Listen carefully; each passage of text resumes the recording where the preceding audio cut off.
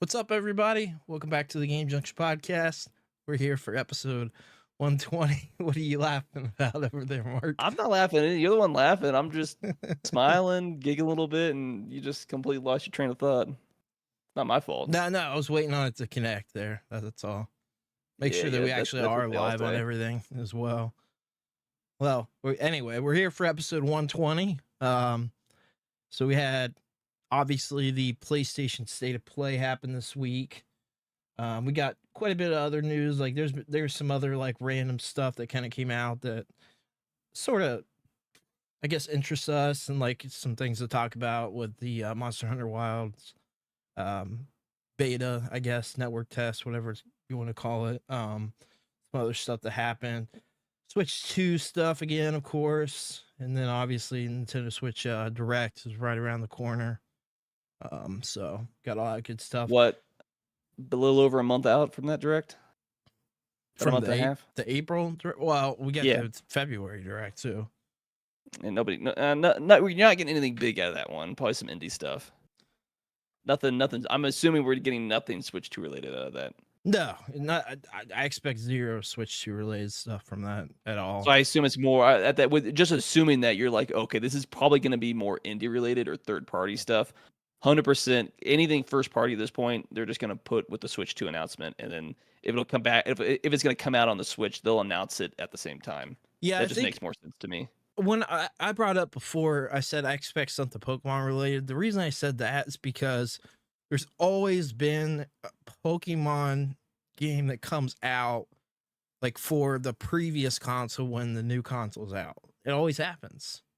So like, I don't know that that's going to happen because of the issues of Scarlet and Violet. So this might be like a first time it doesn't happen, but like it always did. So we could get like a Pokemon spinoff game or something. And we did a whole Pokemon video last week and stuff, talked about, Pokemon Ranger and stuff, where like that could be a good idea to get something like that, because they're going to want to still put Switch 1 stuff out for, I assume, probably like a year at least, like new software.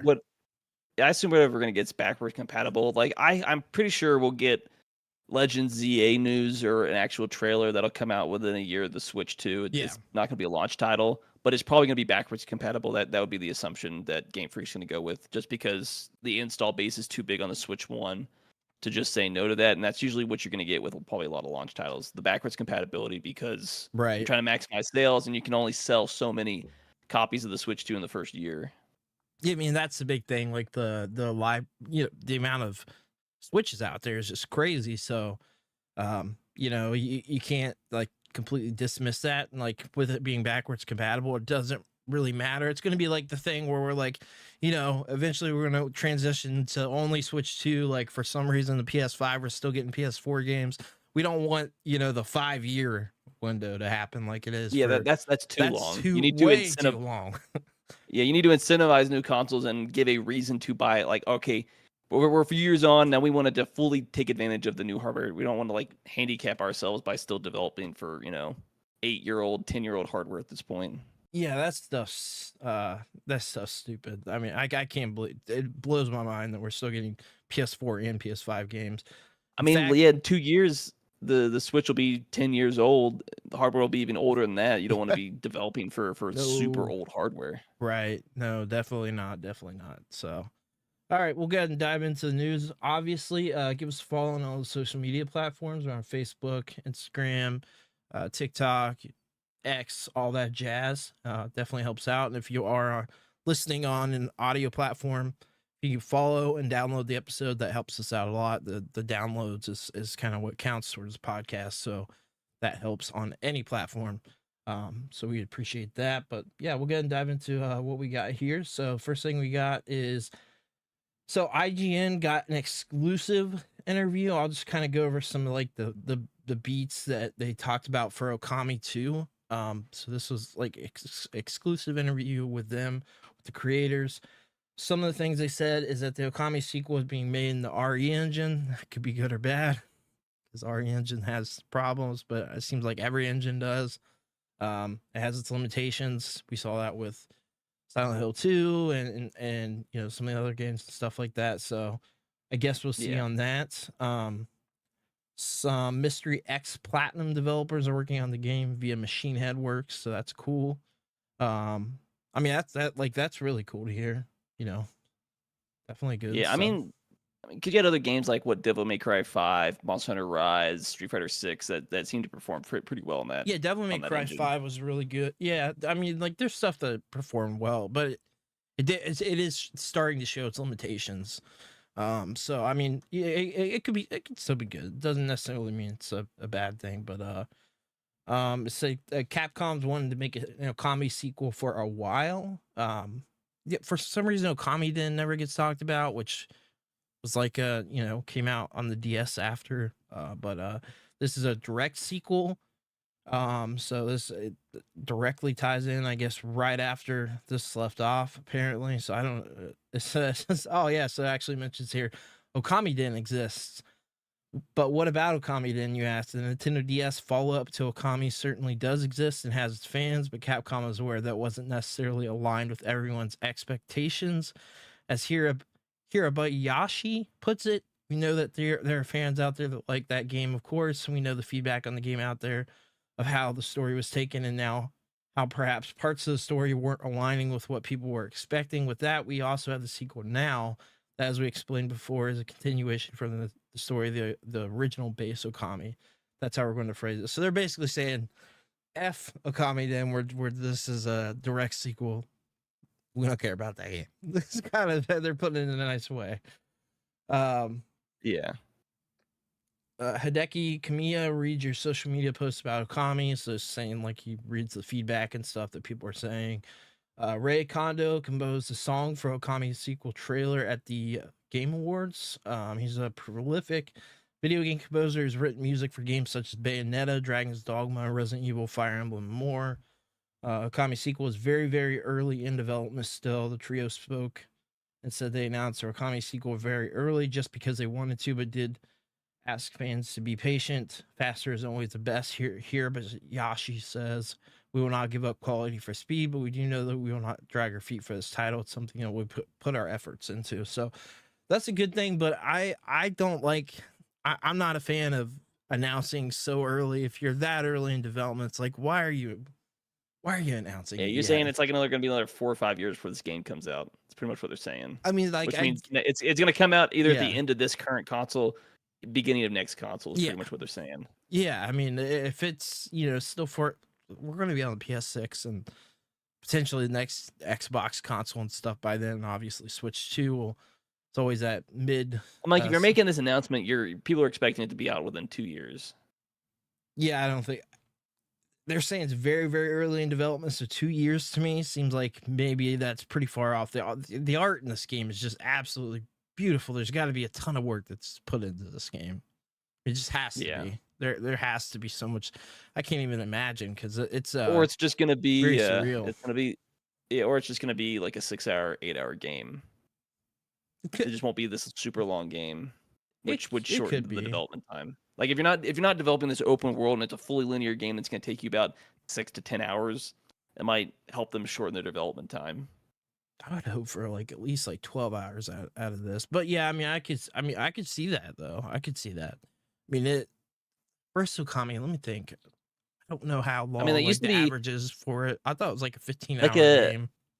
Like an 8 to 12-hour game used to be standard for AAA single-player games. Yeah, it focus games. It before we got, because the problem with open world is it's just there's so much more you have to take into account and more you have to deal with, which just adds to the development time and the development costs of these games compared to if you just made a very linear story-based game for the most part. You don't have as much things you have to take into account. You can develop smaller maps and stuff like that. So you're spending less time and less resources, especially when you deal with like, well, how would a player interact with the world potentially? What order could they do things in? And you have to take that into account. Not only when you're designing a world, but when you're writing quests and stuff like that. Yeah, for sure. I think every game being this new open world game isn't necessarily a good thing. It just means it takes longer. And after a while, like sometimes you just want a linear story-based game. Yeah, no, for sure. I mean, and I'm all for a game being short. Like a 40-hour game and stuff like that for me is like so hard these days because it's like the time be playing that game forever. I'm still playing Tears of the Kingdom. Like Jesus, still playing that game. It some of these games require so much time. It's like I really don't have time, and Yeah, like what's wrong with the AAA quality game only being like 10 to 15 hours long and it's linear? Like we don't, and not everything needs to be. It just feels like every game is becoming this 40-hour open world game, and it just means like, well, you just can't play every game, or you're gonna have to cut out what you're playing on certain games, or you're never gonna finish it. Like the shorter games aren't necessarily a bad thing. Yeah, no, I agree. So we also got the which I'm watching again. I did watch it earlier today. The Legend of Heroes Trails Through Daybreak 2 official launch trailer. Watching it back again, game looks really good. Of course, I mean another Trails game. It's Falcom in general. They always put out good games. They put out banger after banger. I'm really excited for this game. Is this one that you're planning on playing? I mean, there's so many Legend of Heroes games to play. Like that's the problem. Like there's so many games. It's gonna like I want to play this, but well, for this you really just need to play Trails Through Daybreak 1. Yeah.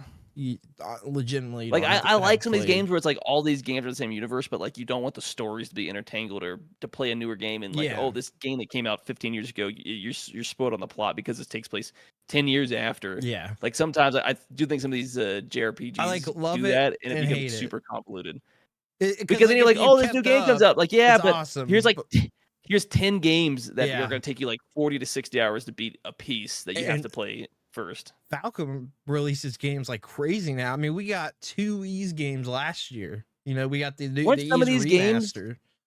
Yeah, I thought some of these were remasters that never originally really came over. Like some of these games, I feel like in the past few years are just games that never got ported to the West. We got a brand new Ys game last year, but we also got a remaster of a PSP game, which was the box set one that I got, which is I think it was like $50 for the box set. You get like a soundtrack and stuff in it too, and all that. But this is a brand new game, of course. So I mean, it looks really good. But yeah, they have been doing some of that, which they need to, because like some of those are stuck on like the PSP. There was a lot of these games that came out on the PSP. Fair. A lot of the Falcom stuff came out on PSP. Like for some reason, the PSP was just like a JRPG machine, and so was the Vita. Oh, probably because they were really popular in Japan, but outside of Japan, they were very popular. Almost guaranteed didn't draw traction. So if you're only making games for the Japanese domestic market, yeah, you're gonna just make a bunch of these games, and I think it's something crazy like churn them out. 90% of PSP sales there was some like poll were specifically for Monster Hunter, and that's it. Like in Japan, I'm talking about. So like that's very believable because it's like Pokemon there. Monster Hunter is. It's such a big franchise there. Yeah, because they claim the PSP globally as of October of last year sold 82.5 million units worldwide. Funny they were talking about the PSP because I was loading up. I had my SD card. I'm just so pissed off about this. Had my SD card, putting ROMs on here. I hacked it so I can throw all the PSP ROMs that I want to on it. Just play whatever. Had it loading up all day. It took like 8 hours. So basically the whole time I was at work, and I come back home. I eject the SD card. The SD card's empty. So I spent all day putting it on there, and nothing went on there. Makes no sense. I still can't figure it out. So I'm like really pissed off because it took the entire day. I'm like, oh my god, it's like 500 games, 500 some games. Yeah. But yeah, I mean, trailer looks really cool. Did you get to watch any of it or watch it now a little bit? Yeah, I did. I think it'll be a good game. Obviously, I have to go back and play the first one, but I mean, it's just another game to add on the growing list of a never-ending backlog. Yeah, no kidding. I still got to finish Metaphor, and that's one where it's like I think that's such a dedication. Like that's another reason where it's like I would like some of these games to be shorter because it'd just be easier to get through them compared to these open world games with 80 hours of content. You're like, that's just unachievable. Like that's like the only game I'm gonna play for like 6 months at that point. If it's like Persona, SMT, or now what is probably going to be a Metaphor like franchise, they're all going to be 100-hour games. I don't mind like one or two of those games, but like so many games require that much investment. It just makes it hard to play a significant portion of them. You're just kind of having to like pick and choose. I just don't have the time. Yeah, Persona 3 Reload came out last year too. So did Metaphor. So they put out 2 last year. So I got like probably 60 hours in the Persona 3 Reload and then dropped it because something else came out. I can't remember what, and I still haven't picked it back up. So I haven't finished the game, and I'm like over halfway through the game. And it's like I gotta go back to that at some point. But and here I am, like 12 hours in the Metaphors, maybe like 15, something like that. Like I'm nowhere near done with that game. Nowhere, not even close. But it's like I got a really good game. What do you think the best-selling game on the PSP was? I'll give you a hint. It sold 8 million copies for the PSP. Yeah. Are you sure about that? Wait, hold on. It's either that or it's Persona 3. I don't know. It's not that either. Okay. They're claiming that Liberty City Stories sold the most. Oh no, wait, that's with 8 million on the American PSP sales. And it was popular here too. I had one back in the day. They're saying that's globally with 8 million. It's the best selling game on that console. No way that's the majority of that is from like Japan or anything. No way. Oh no, this game probably didn't sell that much well in Japan, but everywhere. I mean, they sold, I can see that. Of those 83 million, they say 22 million were sold just North America alone. That's a really good game too. Like both the Liberty City Stories and Vice City Stories are really good. In fact, I would say Liberty City Stories is my favorite Grand Theft Auto game. So, I mean, it's because they're saying. Yeah, because that game came out in 2005. They're saying it hit 8 million. They're saying the second best was Monster Hunter Portable third with 4.9 million. Yeah, that makes sense. Gran Turismo, Vice City Stories, Ratchet and Clank, another Monster Hunter game, Freedom Unite, and stuff like that. They're saying Crisis Core Final Fantasy VII was the 8th best-selling game with 3.1 million copies sold. I got my PSP for Mega Man, specifically for the 2 Mega Man games.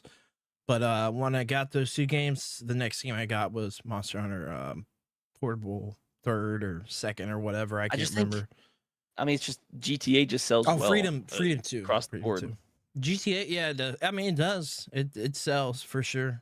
Yeah, they're saying Freedom 2 was the 9th best-selling game on the PSP with 2.4 million. It was a really good game. It was really good. It was fun to play online. Really cool. There was a thing I just thought it was funny. Somebody just got a way to get the PSP back online, like to connect to modern routers. Like that's the problem.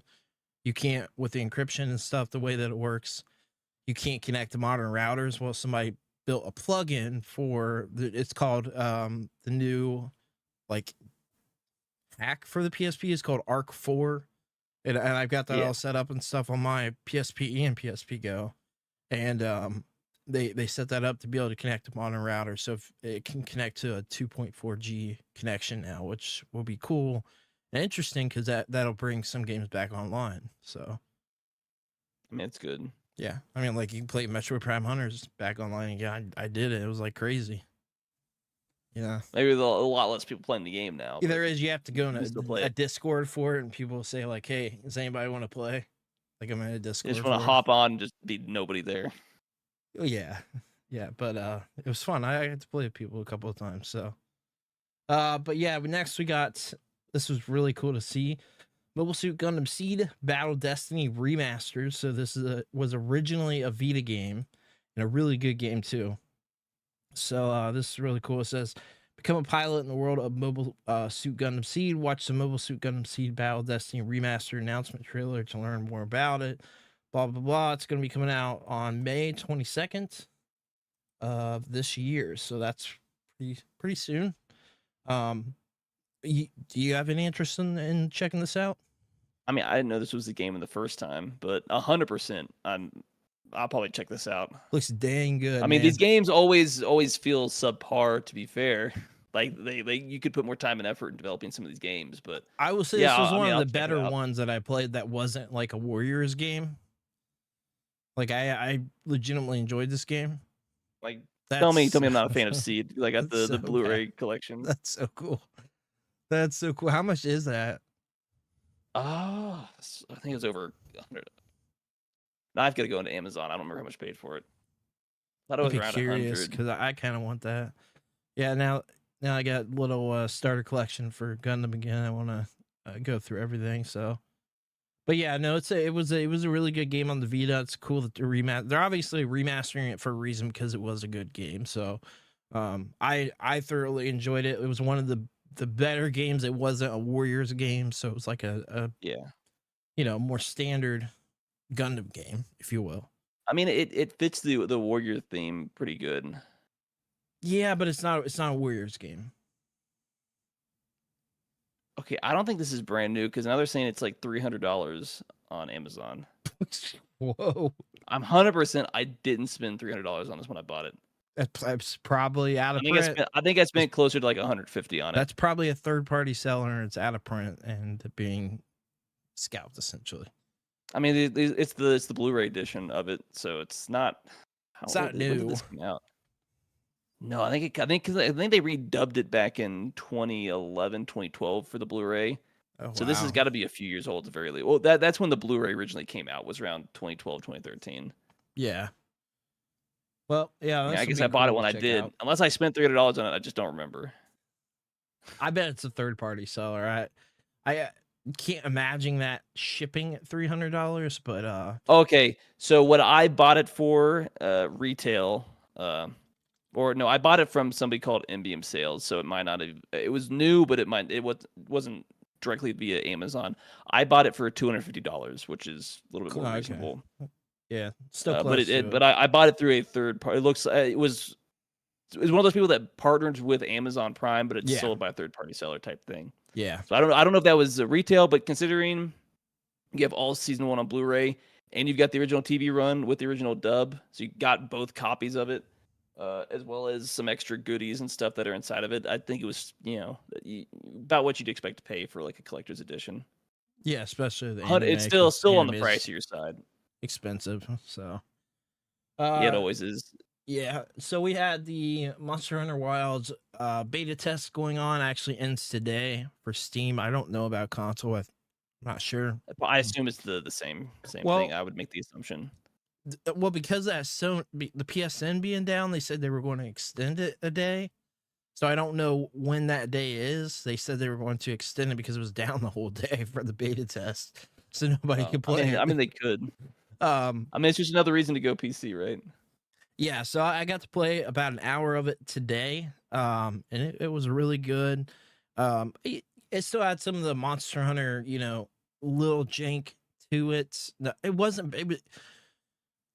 How do I put this? Because like if you played World really tuned up a lot, and it was like kind of a dumbed down version of Monster Hunter. It was like, hey, this is more for the American audience. Like, we're going to try to dumb this down a little bit. And then Rise is like the standard Monster Hunter game, right? That came out after for the Switch. So that was like your standard Monster Hunter. So this is like a healthy kind of mix of the two, I feel like. And it really wasn't that bad. I'm running on a 4090. I think if you're, from what I'm hearing, like, I think they say like a 2080, but I think if you're like running a 3080 Ti up, you're probably good. They rely a lot on the frame generation and DLSS, which is that was the one thing that worried me about that, is like people becoming too reliant on that. But I did not experience like a bunch of issues. I just didn't. Yeah, everything you say, they usually say it's the low to mid range PCs seemed it just wasn't properly developed there, mainly with like performance issues, low frame rates, and stuff like that, glitches. But like if you have a higher end graphics card, it runs a whole lot better. Especially I like also heard one. If you have a 13th or 14th gen CPU, that there's problems with Intel CPU, that there's problems with it. And I've got a 14th gen. I didn't have any problem. I mean, there wasn't any problems. The only problems was like I told you earlier, where like if somebody's running ahead a little bit, you could see like a little jank of the movement of them, and that's kind of always been there. But it wasn't bad. Like I'm really excited for this game. Like it made me want to play more. So like it's one of those things where, from what I've seen, more than likely this was developed first and foremost for consoles. Yeah, and then it's sure. the PC version's a port, which means you're running into more issues. Because, like, let's be fair, when you develop for PC, you're not just working with one set of hardware like you are on a console, where you know exactly what you're working with. There's dozens of types of hardware combinations you can work with. Yeah. From the high to the low ends, newer GPUs to older GPUs. So I get it does complicate the development, but like realistically, like this shouldn't be an issue when this game's this close to coming out. All this stuff should be patched out. Like if it can't run on a 2070, then you should just be like the minimum hardware needs to be higher than that or something like that. Like the PS5 is equivalent to like a 4070, right?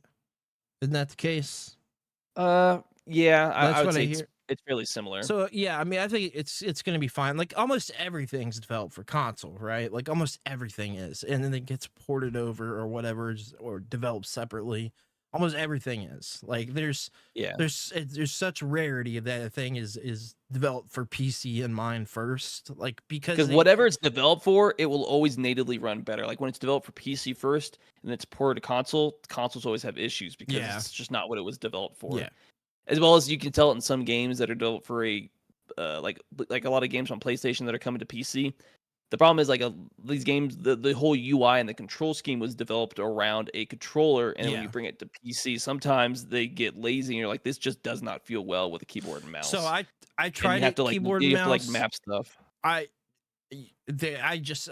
couldn't do it with this game. I couldn't because like these games have always been a controller. I mean, keyboard mouse is just better, like especially when you map stuff. Like you have so much options. Like I always prefer keyboard and mouse, but sometimes they're just not the best developed for it, and you're like, why is this map the way it is? Like this doesn't make sense. You got to go and map it to fix some issues. And it stuff felt like very that. awkward doing keyboard and mouse with it, but also like it was first and foremost developed. But then again, you don't play on keyboard and mouse. Yeah, I'm not like a keyboard mouse player. You're just not used to it. It could be that, but it did also feel very, very just like out of place. And like these games, for sure, are obviously developed for console first. And for me, I absolutely want to own the physical of this and get like the deluxe edition. That's what I've already pre-ordered. So I want to play this on PC, but that's what I want. I want that. That's how I want to play. I mean, I want to own this physically. For a Monster Hunter you could do what I do. I've always bought them physically. Always. I guess you could do what I do. I buy it on PC first, and then I'll buy a cheap used copy physical later at GameStop. But it doesn't look like it's too damaged. But I just buy the physical to have it. But I'm playing on PC first and foremost. That's why if I play it later with a hard copy. This is cross-platform first, because I feel like that's more of a standardized thing.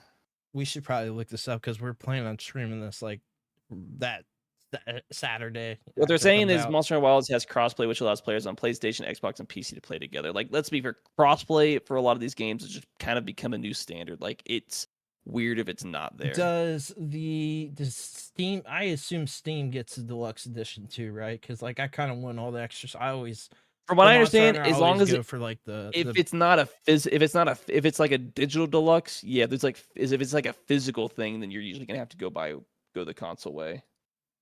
Looking here to see. So premium deluxe.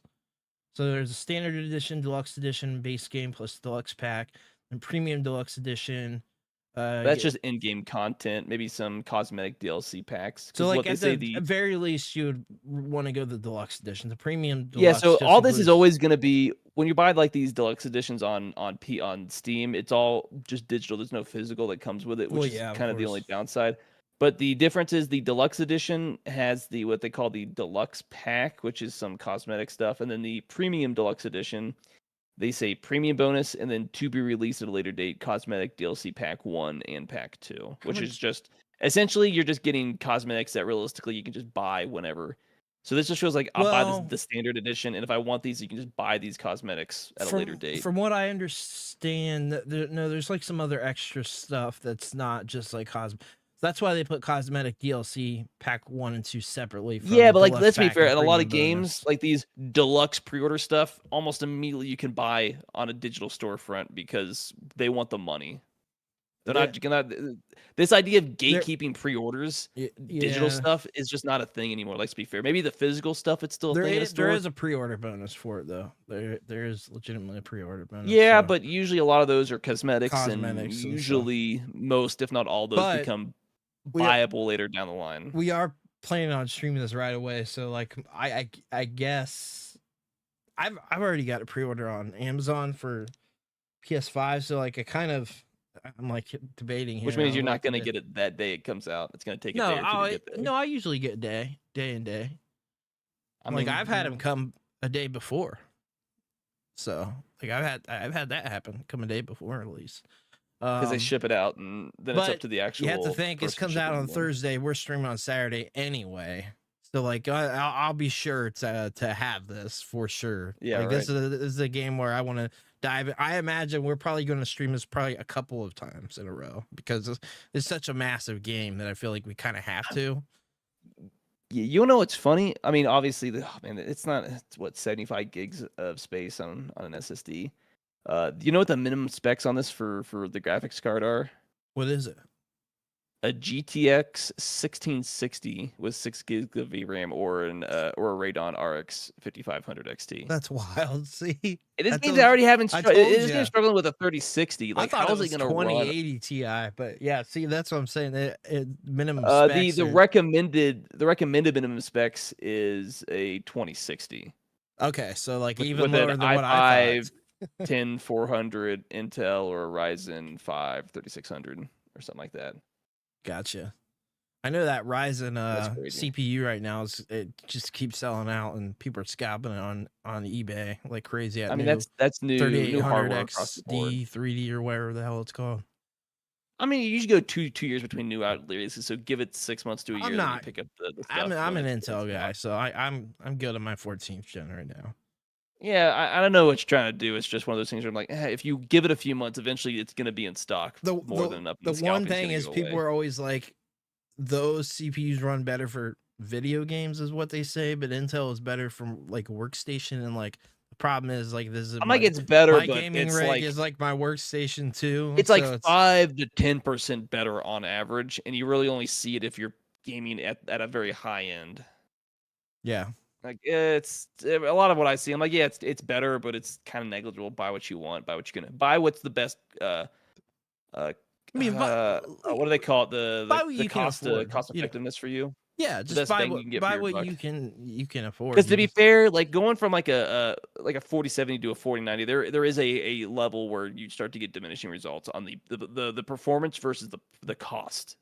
You're getting this massive jump in cost with you're starting to get a negligible percentage where the price doesn't match the performance. I would argue that, but it doesn't match the scalped price. I would argue the 4070 even MSRP 4090 because you go from a 4070. It's like $1,000 price jump, but you're not getting $1,000 price jump in performance. That's the problem. You're getting like a $400 or $500 price jump in performance. But they're just charging you out the ass so much more. I mean, that's the problem. Graphics card and I upgraded that, so I didn't pay quite as much. You know, like I did because that's what I did. For most people, you're looking at it only for gaming, and when you look at the cost effectiveness, like these higher, like the 90 cards, just I mean, you look at like the 5090 and what they're being sold for, like actually sold for. It's freaking crazy. And there's also it's the same problem with Pokemon cards. I will not pay a penny over MSRP. Yeah, I don't do over MSRP ever for anything. I don't. Some people do, and that's great. I think you're stupid to do it, but you're enabling the scalpers, which I have a huge problem with. Yep, I won't do it. No way. Never done it. Don't plan on doing it anytime at all. But we did have RetroStar. Yeah, he says that now. 5 years later, he's into scalping, making a boatload of money. Oh. Yeah, like, I don't know. Is there a scalper on that? No, I said I would never buy over MSRP. I didn't say I would never but he wouldn't sell. I mean, you know. Brandon's a scalper, confirmed. No, I'm not a scalper. But I've sold stuff where I've like, let's just say, for instance, when the Fire Emblem Collector's Editions came out for Switch, I bought 3 of them. Pre-ordered 3. I pre-ordered them, so it was like anybody could go pre-order them, right? But GameStop was only going to get what you pre-ordered, so I pre-ordered 3 of them. I sold 2 of them and it paid for my copy completely. So I kind of did scalp a little bit, but I didn't go crazy. Like it paid for it was $100, right? So I did sell them after. You didn't pre-order, that's your fault. Yeah, anybody could was open pre-orders, you know, like that's kind of how I felt about that. It wasn't like a 5090 situation or like a PS5 situation, or this was anybody could go do this. This was an open thing, you know. So I did do that before, but no, not in the scalping stuff. But no, But hey, I was gonna say, like, you can at the very least, there's a Monster Hunter Wilds benchmark on Steam you can download and I know see the recommended settings. I saw that. You can mess with it to see what performance you're gonna get out based out of your hardware. So I just jumped right into it, but that's good to have there. I mean, it's good for people to know. So I mean, it's just good to you test run your hardware to make sure your PC can run it at whatever you're trying to achieve. Yeah, for sure. Yeah, I'm kind of bummed out now that the test ends tonight because like I want to play more of it. It's like if yeah, like I mean, it comes out in 2 weeks. So. I beat the story beat that like it'll tell you like thanks for playing, and then you get into the multiplayer stuff, and I got to do one fight in multiplayer, which was fun. So I got to experience the story beat and one fight in multiplayer. So I mean, at least I got to experience both, you know. And like I said, I only played an hour, so but still talking about Monster Hunter, here's what we have for the returning large monster. This is what we know about so far. Rathalos, of course, Rathian, Kagala, Yankutu, I never know how to pronounce this. It's Jabsirios, Gravios, Gore, Magolia, Nursula, Mizatun, Blagonga. These are terrible to try to say. I was gonna say none of these names mean anything to me. So yeah, I mean, I'm not even going to go through the new large monsters because the names get even crazier. But there's 1, 2, 3. I think there's 10 that we know about. 13 new monsters that have been confirmed so far. So that's crazy. Like it's a pretty massive jump from I think any other Monster Hunter, honestly, with that many new monsters. So that's cool. We're excited about that, so we'll definitely be streaming that and stuff like that. But we also got the announcement for Twisted Metal Season 2, and I watched the trailer. My thought is like, why are we not getting a new Twisted Metal game? We're getting a Season 2 of the show, but we haven't gotten a game since Twisted Metal Black. I didn't know there was a Season 1 to this. We talked about it, bro. It shows how little of an impact it left on me the first time around, to be fair. Yeah, I didn't like it. Was not. I'm like, to be fair, you look at the trailer, like, this looks kind of cheap, like a mid-tier TV show. Yeah, I'm kind of surprised that it got a Season 2 because I didn't care for it. Well, the problem is it's on Peacock, so like nobody's watching it. Well, I got freaking Peacock just to watch the Season 1. And you wasted your money. Too many subscription services. Too many. There's too many. They add up, and then because at that point, just torrent it. I'm just saying, with all these, and everybody's raising their prices, you're like, man, I think I'm just gonna stick with YouTube Premium, and I'll just torrent everything else. Like, what's the point? Like, I'm not paying $80 like you would for television to get access to everything on every platform. It's annoying. Yeah, I guess my legitimately my thought is like, why are we not getting a new game? It's been so long since we gotten a game. When did the last game come out? I'm pretty sure we haven't got a game since PS3. I don't think there's any PS4 games. So, pretty sure the last was Twisted Metal Black on PS3. Could be. Let's try to pull it up to figure it out. Yeah, I'm almost positive. So there's a game called Twisted Metal that came out in 2012. That's the last one they got listed. That would be PS3 then. Yeah, it's just called Twisted Metal. Twisted Metal Black came out in 2001. Oh, I don't know. I was getting confused then. Okay. Yeah, so that one came out. Yeah, it was only on the PS3. Yeah, that's wild. It was such a big franchise at the time for PlayStation. Like, it was a staple, and it's like it just disappeared.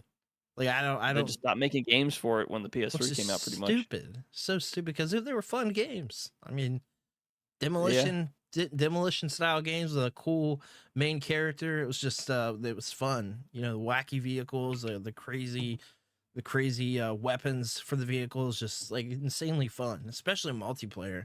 It was I mean, really fun. Got a lot of it feels like Need for Speed doesn't really exist anymore. Like, when's the last time we had an actual Burnout game? We still get Need for Speed games. The old school Burnout games where like it was like half racing, half just like trying to cause like massive wrecks. Yeah. Like, those were just fun games, like, nothing too into it. Because I mean, we just had a game come out that I know was fairly popular with Tokyo Extreme Racer, Yeah. which felt like the Yeah. old Need for Speed, like, carbon style game, essentially. I want to get that. I do want to get that game. I've heard quite a bit of Because it people was talk weird. It about was it. like it's not like a traditional open world, but it's got aspects where, like, when you're driving through the highway, you can just start racing other people till you get to the next portion of the map where you actually do, like, your next race. So it's still fairly linear, but it's not like you're just doing race to race. Like, you can actually drive around wherever you're going to get to your next race and stuff like that. But Yeah. everybody that I've seen play that game absolutely has loved the game just because of the customization. Obviously, like, if you're a big Initial D fan, you've got the AE86 in that game that you can unlock. I mean, where's the Initial D games at? What's going on? I mean, there? they're out there. I mean, where's the They're just new not Initial D they're games? not the best games. No, there was played one on PS2 and I played one I think on PSP. And those are the only ones I played, I think. I think most of them. Yeah, because I think they're more console games, to be honest, not PC games. Yeah, for sure. For sure. All right, so we got Yeah, because well, the problem is, like, I mean, if you look at, like, half these games, half of them are like arcade games. Like, that's the problem with half these Initial Ds. They're just they're different. Japanese arcade games that never got brought here. Like the Taiko games and all that stuff. I mean, arcades are still popular in Japan. Yeah, because they say there's 13 Initial D games. 10 of them are arcades and only games. 3 are for home console. So the for 3 PS2, console games. So there's Initial D Special Stage on the PS2, Street Stage on the PSP, and then Extreme Stage on the PS3. Okay, what I tell you, I said everything else PS2 and PSP. Everything else is an arcade game. I had a feeling, yeah. So we haven't gotten anything for Initial D in a long time. Yeah, apparently the last one like, was what's going on? Yeah, it was there? like 2000. Well, the thing is that Extreme Stage with PS3 came out in 2008, and it only came out in Japan. Didn't come out globally. Sounds right. No, it's just not a massive IP outside of Japan. They can make it, and it hinges on your love for largely JDM cars, and anime as well. Yeah. All right, what do we? Or sorry, I had a quick. It came out in Japan, Hong Kong, Singapore, Taiwan, and South Korea. So Southeast Asia. So Asia and nowhere else. All right, what do we got next? I pulled up. Some Ubisoft news, both as a company and for Shadows. Okay, so they claim that the Assassin's Creed Shadows pre-orders are tracking solidly in line with Odyssey. They said early previews have been positive, praising its narrative and immersive experience of both characters playing critical roles in the game's storyline, as well as the quality and complementary of the gameplay provided by the dual protagonist approach. Yes, so that's interesting because they're doing the dual protagonist, which we knew about. But I don't know if that's gonna be good for an Assassin's Creed game. They said I want to commend the incredible. Problem is, good. Like how many pre-orders did Odyssey sell? Like realistically, like what were those numbers? I saw that it sold like 20 million. I think like in total. I can't tell you in the pre-orders, but I mean, because Odyssey is the second highest selling Assassin's Creed game out there. But like, what were the pre-order numbers though? Like that's kind of can we even get thing. that? Is that like even public pre-order numbers? I mean, they say that, but it's just like, well, what are those actual numbers? Like, you're gonna say that. Tell us what those numbers are. Don't tell us, but like it's on pace because that means like you're saying that you're trying to pump it up, but I can't believe you. I've got no hard data to back that up with. I mean, we're gonna know fairly quickly, at least the PC numbers, how this game sells almost immediately because of SteamDB and stuff like that, and it's easier to track that stuff. But I mean, I guess we'll know soon enough. Yeah, we will. I'm not so sure. I did say, and I do still think, I don't think it's gonna sell horribly, but like you look at Ubisoft's track record for like the past, I don't know how many releases, they've like been god awful, right? Like you had like the Avatar game, which I heard is actually not bad, but it's you gotta. I don't care about Avatar. You have obviously the Star Wars game, which was terrible. You had like the racing game, I forget what it's called, The Crew, I think, Motorfest, which I heard was not good. there was something else that was really bad before that. Like they just I am like at the point where I'm like, I don't know if this doesn't do well. I don't know if there is going to be an Ubisoft, because they're not. The track record's been horrible lately, and I mean, even if this game does well, Ubisoft could still be sold off as a whole. Yeah, I mean, because I mean, then again, like we don't know exactly how much they've spent. There's a lot of stuff going on behind the scenes, and realistically, like what this game needs to overcome poor sales over the last like 2-3 games that they pumped out. Essentially, since the last Assassin's Creed came out, it's just been poor sales on everything. Well, apparently, Ubisoft sales are down nearly 50%. Got more layoffs and studio closures are likely. Like this is kind of what we were just talking about. Yeah. It's like everything outside of outside of Assassin's Creed is just getting cut and shrunk. Like eventually Ubisoft's just going to be pumping out Assassin's Creed games because everything else they touch it's just been an abject failure, or it's just a mediocre game that ends up just selling okay. It gets close to making back its money, but that's about it. Yeah, because you had like the X Defiant game, which I don't think like did super well. Like I know it had a following there for a minute, but I mean, it got closed down, so it obviously didn't do that well, you know?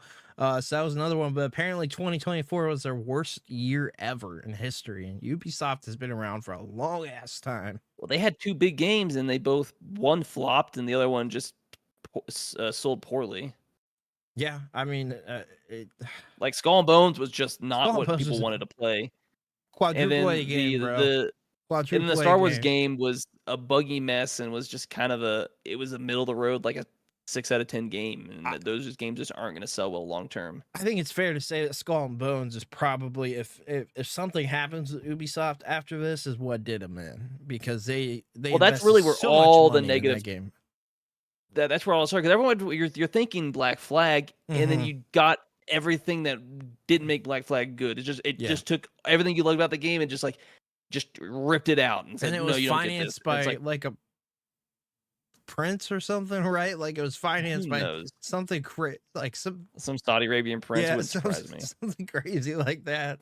I forget what the exact, but it was like funded by somebody that was like, you know, yeah. But at this point, I just feel like regardless of how well this game actually does, you just feel like Ubisoft's gonna get bought out by Tencent at this point.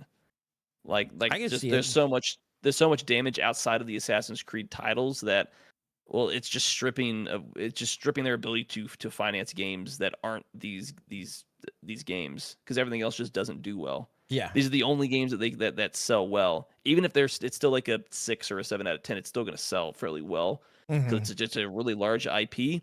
But if you can only put out one good game every 4 or 5 years, and the other 10 games in that span or 5 games in that span flop, like you're losing money. Yeah, for sure. I mean, it's because like let's be fair, like how much money does this game have to sell to overcome the poor sales of their last 2 games that came out last year? It's got to sell Odyssey levels. It would have to sell like 20, 30, 40 million copies to just overcome those bad numbers. Odyssey only sold like 20 million, right? Like, pretty sure. I'm pretty sure Valhalla sold the most. Let me double check. Yeah, it could have, and I liked Valhalla. Valhalla came out. It was a good game. It had too much Valhalla came out around but it was a good game. Yeah, because Valhalla came out around the time when, well, everyone was locked down during COVID and all that stuff. So it came out 2020. It was the first game I got on my Series X. It launched with the Series X, so that was the only game I had for my Series X when it came out for like a couple months. I just have to figure out. But I do know it sold well, and I will say I really enjoyed that game. It's just too much going on in the open world. Like they had too much going on, but it was very fun. I had a good time with it. I never played Assassin's Creed Mirage. Didn't play that. Don't think it sold well. It was like a kind of a spin-off. So they're saying that Black Flag sold around 15 million copies. Valhalla sold 12 to 15. I think Odyssey is the biggest, right? Assassin's Creed 3, they say sold around 12. Odyssey around 10 million. 10? Oh, I thought it was 20 million. So yeah, I mean, this has got to sell like. This comes from an article from Game Rant that I was looking.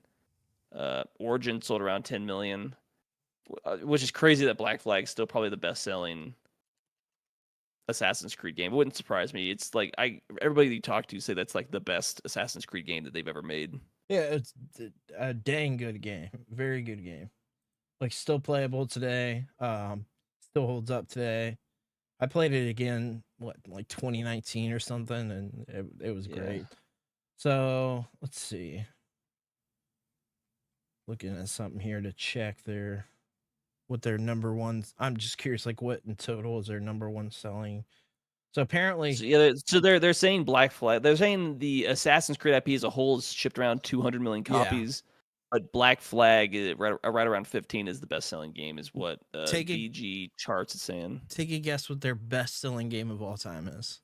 Stick it without looking and take a guess. Well, I had the article up before, but I don't remember what it was. Well, you played it, Rainbow Six Siege. I haven't never played it. Oh yeah, that doesn't surprise me. It 20 million copies.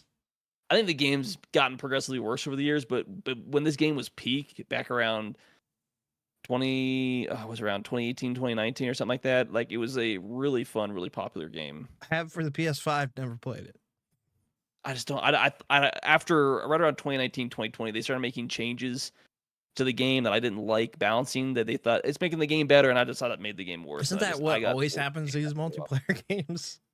Then because back when I was they're making it better, and it's making it worse. Been like 5-6 years since I was really into that game. It felt like they started making balancing changes to the game based off of the pro scene, and that's the only thing they cared to make changes were based off the pro scene, not what affected everybody else. Something that was nebulous and just fine for the vast majority of players, but the pros hated it, so they would always tailor what their balancing changes to what the pros did, which never made sense to me. Because that's a hyper minority, and it's like an issue only they have a problem with. Nobody else deals with this problem. Yeah.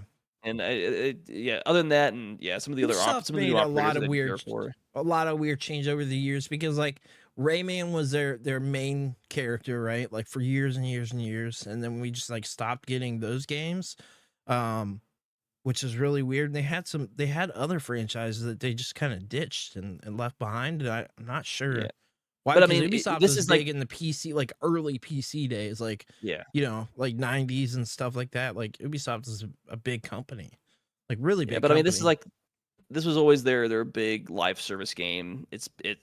When did it come out? Is it still big now? It's been out for 10 years. I don't know if it's as big, but I'm sure it's still fairly popular. But they're always pumping out. It's their big esport game. Yeah, there's always content. Like there's always some kind of microtransaction or skin that you can buy for the game. Like it was, I think it's a fairly I don't know. Assuming the game hasn't gotten worse, it felt like outside of like the first year when it first launched, it's a fairly polished, fairly fun game to play. And stuff like that. So maybe we should. After a while, I've got a physical copy for PS5 and I've never played it. So maybe at some point we should check it out, and you can like tell me if this is trash now or like it got better or something. I feel like it didn't get better, especially since they just yanked ACOGs from literally everybody. What's that? That's the site, yeah. Oh, okay. Well, I'm just saying it's not the same game that I played it back in 2016, 2017, 2018. I know that much. The multiplayer it's a very different game from back then. This just happened to all these games, man. They make these changes because I think I started the characters and things like that like ruin these games. I think it was technically around spring of 2017 when I first got into it. It was like the back end of what they called Operation Health, which was several months of them just trying to fix the game and get it into a better working state before they started adding more content. So that 2017 to 2019 is like really why I liked it, and then as we got into 2020, I didn't care for some of the changes they made. I eventually just stopped playing the game. But also at the same time, the other 6-7 guys that I played with at the time, they also just progressively stopped playing the game. Yeah. Oh, yeah, I'm getting married. I'm gonna have kids. I can't play video games anymore. I'm like, all right, well, well, no, I'm not dunking on them. It's just the reality of life. Yeah, people start having other priorities and they can't play as much. I do have some like kind of breaking news that we didn't put in the notes. It just came out a couple hours ago. Nothing huge, but the Nintendo Alarmo is not going to be easier to buy. You will now be able to get it without a Nintendo Switch Online subscription. Updates do require a free Nintendo account, and it's getting a retail release in March of 2025. My assumption for retail releases is probably just the Nintendo stores, but I don't know that for sure. This felt like This was another one being capitalized. scalped because it was they were selling out. Like, yeah, No, they just capitalized. Product. They capitalized on the FOMO to make a lot of money, and now that the production's full up and stock's not an issue, now they're just going to sell it everywhere across the board. Because they targeted the Nintendo fanboys out front for FOMO. Like, what do they get? Because it's like it's a sense of urgency to go out and buy it right now. But what do they earn from if that? if stock wasn't an issue, there's no need to go buy. You're like, oh, I might buy it later. But if you feel like there's a limited number, you're gonna. Some people are more likely to immediately jump on and buy it now instead of like, well, I'll wait for a year or something like that. And then if you're willing to put the sale off later, you're probably not going to buy it at all, realistically. Yeah, I mean, FOMO can be like a real problem. Like if FOMO didn't work, businesses wouldn't use it, but it does work. And it induces a sense that if you don't buy it now, you're going to miss out on it.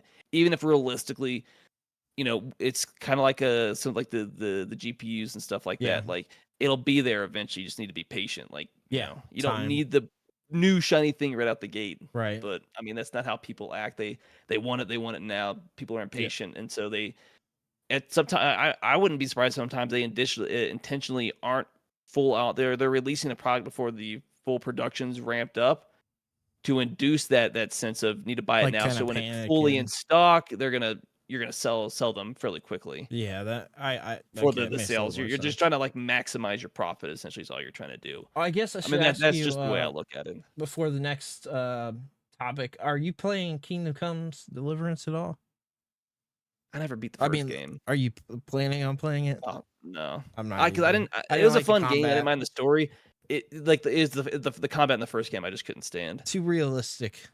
Pretty much. Yeah. Like I don't really like playing sim games anyways because of that stuff. I'm just like unless we're playing Roller Coaster Tycoon, man, count me out. Like the best way to look at it is like racing games, because you have your sim games and you have your more arcade style games, and those arcade style games are just more fun to play. They're less realistic, but it's just like I just want to hop in and play a video game. I don't want to have a whole setup for an F1 like those racing games where they have like tournaments where they have the whole like hundreds of dollars of periphery of pedals and shifters and the control. I'm like, that's just too much. I just had a dude talking to me about that yesterday. He sent me this he's got like he has one that's like one that stays out, but he's got a second one that's like a foldable one that you can put away. That's like a racing sim setup. Like, these things are cool, especially when you're playing a VR, like for Gran Turismo 7. Like, it's just crazy in VR. Like, it's like I said, it's the best PSVR 2 experience. It's like, I think one of the biggest ones is iRacing, which is a online subscription sim racing game. That's probably like available for MetaQuest, right? Yeah, you see it periodically, like on YouTube Shorts or on Shorts anywhere and stuff like that, where you start running to. You see people that essentially sim race like F1 games, essentially. Yeah. And it's designed in a way like you have to understand how actual racing and actual physics works. You might not actually be able to do it, but you can play the sim version of it. I don't have a pedal and steering wheel and stuff like that set up, but just based on what I played with Gran Turismo 7 PSVR 2, I get it. I get why people would want to do that, because it's like crazy, man.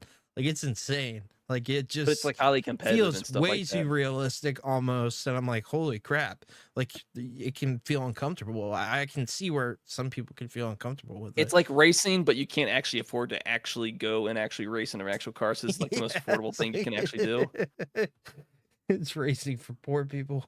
That's still because they're still man. Though those are very expensive setups that people get. Like, because a lot of these games you still have to understand how the physics of whether it's a open wheel or like a stock car racing, because it's not 100%. People but get them like modded and stuff. Possible. Even like people spend thousands on those racing. But usually the people that are spending those thousands are actually doing like the tournaments and stuff. Yeah, tournaments and stuff like that, because that's where the money is and stuff. Yeah, for sure. I put this one in here.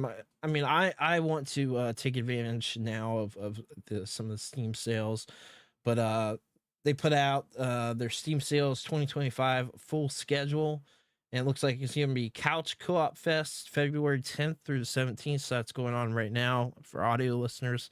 Potentially still could be going on for you. Steam Next Fest. There's a whole bunch here. Steam Next Fest, There's February like 24th through March 3rd. like There's every sales are there's like always going on. yeah, Essentially, there's always sales going on. Obviously, the big one is like the there's Steam Summer Sale. the Steam Spring Summer Sale, the Steam Summer Sale, the Autumn Sale, like the specific Steam ones were like essentially the bulk of the store. Because you got other ones like War Games Fests or Creature Collectors, but those are obviously tailored to a very specific genre. Okay. But I mean this is like why people buy games on Steam is you don't buy games unless it's like a new game you want outside of these sales, because you can just buy games for so cheap. Like a game that came out like 4 years ago, you buy it for $10. Like you're not going to beat that anywhere else. Like $2-3, you know. Like, even buying used and stuff like that, sometimes it's hard to buy physical copies for as cheap as you can get them on Steam. Sometimes. Yeah, I mean, I hear the Steam sales are crazy. I haven't got to take advantage of any of them, so I'm excited to be able to do that. So it sounds like the spring sale is going to be the next opportunity for me, probably. Oh, because we just talked about their Racing Fest is July 28th to the August 4th. I know you're big into sim games, so you got the Fishing Fest. Oh yeah, big sim guy. Yeah, the big eye fisher, the competitive fishing. Oh my god! Imagine there's like an esports for fishing games for like I'm pretty sure there is. Oh my god! If there is, like, oh my god, I'll crap myself. That's hilarious if there is. Did want to shout out Lurgitus saying, how's everyone doing? I love Rainbow Six Siege. Said, how's Mark doing today? Miss seeing your anime videos. Yeah, hopefully eventually get those out. It just like a lot of things, just don't have time to get stuff done right now. And Lionheart Game 13 said, hey, did you guys hear about the State of Play stuff? Yeah, we'll be talking about that shortly. And then Retro Stars Alliance said hi earlier as well. So shout everybody out. Got a lot of people watching on X. Appreciate that. So what do we got next? Some Pokemon Home stuff. All right, what is it? It's a little bit smaller, but as of right now, I don't know how long it's going to be. You can get 2 shiny Pokemons, a shiny Meltan and shiny Kaleido. For shiny Meltan, a complete Kanto Pokedex using Pokemon from Pokemon Let's Go Pikachu and Eevee will be necessary. For the shiny Kaleido, players must catch all Pokemon in Pokemon Sword and Shield and its DLC expansion. So if you have a complete dex of those 2 games, you can get those shinies. What a ripoff. I'll tell you what is going on right now. This should still be the whole point of the Pokemon games is you got to catch them all. Go GameStop right now. It's a promo card for a... Hold on, let me see if I can grab it real quick. He's gonna try to find it. I was like, yeah, you know, these are old games. If you're playing Pokemon, you're usually playing to collect like every single Pokemon, so it's not a possibility. I mean, the Let's Go games are designed just to catch Pokemon, and Sword and Shield, like, I mean, those games have been out for so long. Like most people, if you haven't completed it, it's not like it's a impossibility at this point. I don't know where I put it, but it's a terrifying Eevee card, so I claim that. But I mean, definitely go grab that. You went to GameStop today. Did you get one? I never. They haven't had Pokemon cards in stock in like 2 months. Well, they're free promo cards. Oh, I mean, I can look around. The problem is they're never in stock, so I don't even bother to look at the handful that they've got like just out. You got to ask. They didn't have them out when I went. I had to ask. They had them in there. It's like I don't know. Like I don't know what's happening with Pokemon, but like over the past few months, it doesn't matter like what cards are out. They're just immediately bought up by scalpers. Yeah, I'm not talking about that though. These are for the games. That's what I'm talking about. But yeah, I know. But I mean, as a whole, I wanted to buy the prismatic. Like I just want to buy like older packs. The first time I wanted to get a box, I was like, this is the box I'm going to get. Could not get it. Went everywhere physically and looked. Nobody had them. So online, I gave up. I said, no, this is why I don't collect Pokemon cards. And I this really is the problem with Pokemon cards right now. You have people like grown adults fighting over these boxes as soon as they drop them. Like, bro, like this is you're making the hobby not fun. Like you're just driving people away from it because I wanted to get back into it and I couldn't do that. No, so for me, because all they're into, they're only in for it for the money. But the problem is, like, if you're in it for the money, like, then you're in it for the wrong reason. Like, it's just supposed to be a fun hobby. Like, if you're in it for the money, you need to go somewhere else. Like, that's. Yeah, I mean, I think this is one of the negatives of COVID is it drove Pokemon cards out insane. Like, especially if you look back around 2015 and 2018. like cards weren't super expensive, and you could buy cards. Buying them in stock wasn't a problem. Yeah. Because it stayed a fairly niche hobby in the card collecting area. But all of a sudden, ever since 2020, it's gotten so hard. You're sitting here, I'm like, what if like some kid just wants to buy Pokemon cards? Like he can't because this grown adult is trying to like or he scalp has and to make get money. like 4 series ago Pokemon cards. Like 100%. Like some of these adults would just would shove a child down. I mean, aren't the 151 cards still going for money too? Like the box sets? Yeah, that's crazy. It's one of the more popular sets. That's like 5 sets ago. Yeah, but it's still a really popular set, and there's good cards that go for a lot of money in those sets. See, it's just wild. Is the Umbreon from that set the Umbreon that Lucas has? No, because 151 is the original 151 Pokemon, so Umbreon wouldn't be in that set. What set is that Umbreon from? It's just crazy to me. He's got a graded 9. Just pulled that from those random Walmart packs. I think it's Prismatic Evolutions, which is one of the newer ones that just came out. No, I don't think he it's got the one this a that while just came ago, out though. This is the Umbreon that's like over the skyscraper, the big one that's like one of the biggest selling cards now. I don't know, because the Prismatic Evolutions Umbreon is going for like $1,700. Is the TCG player price of the card.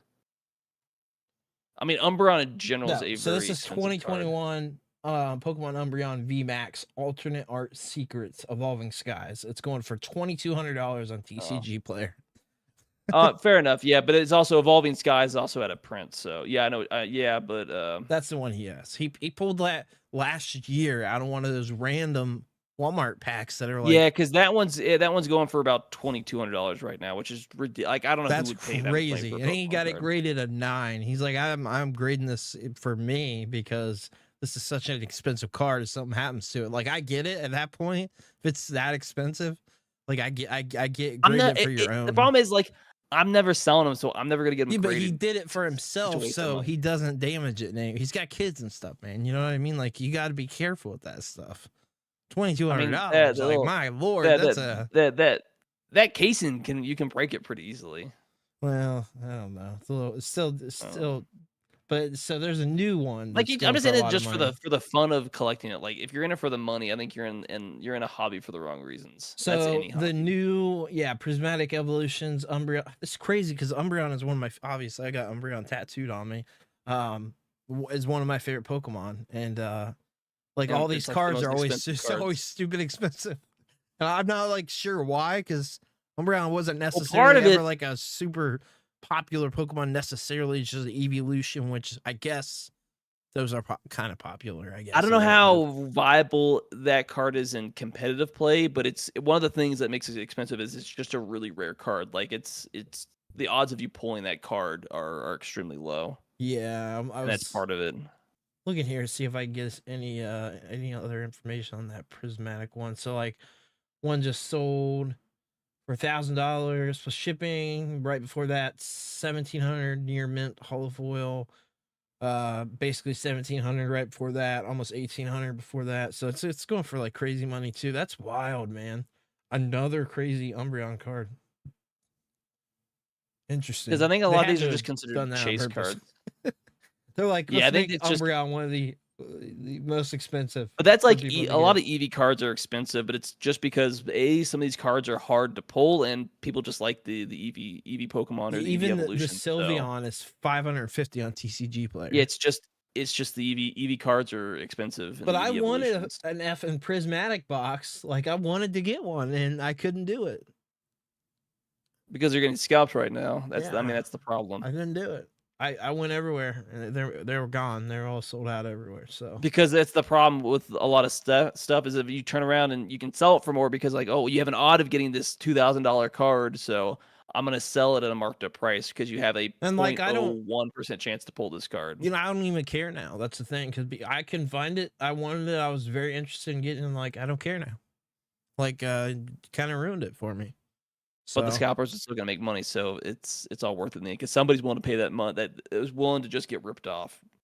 Well, it's like if I even saw it now, I don't even know if I care now because it's like I was really into. I was like, because of you, kind of got me back into it. Plus, yeah, but I mean, you look at stuff.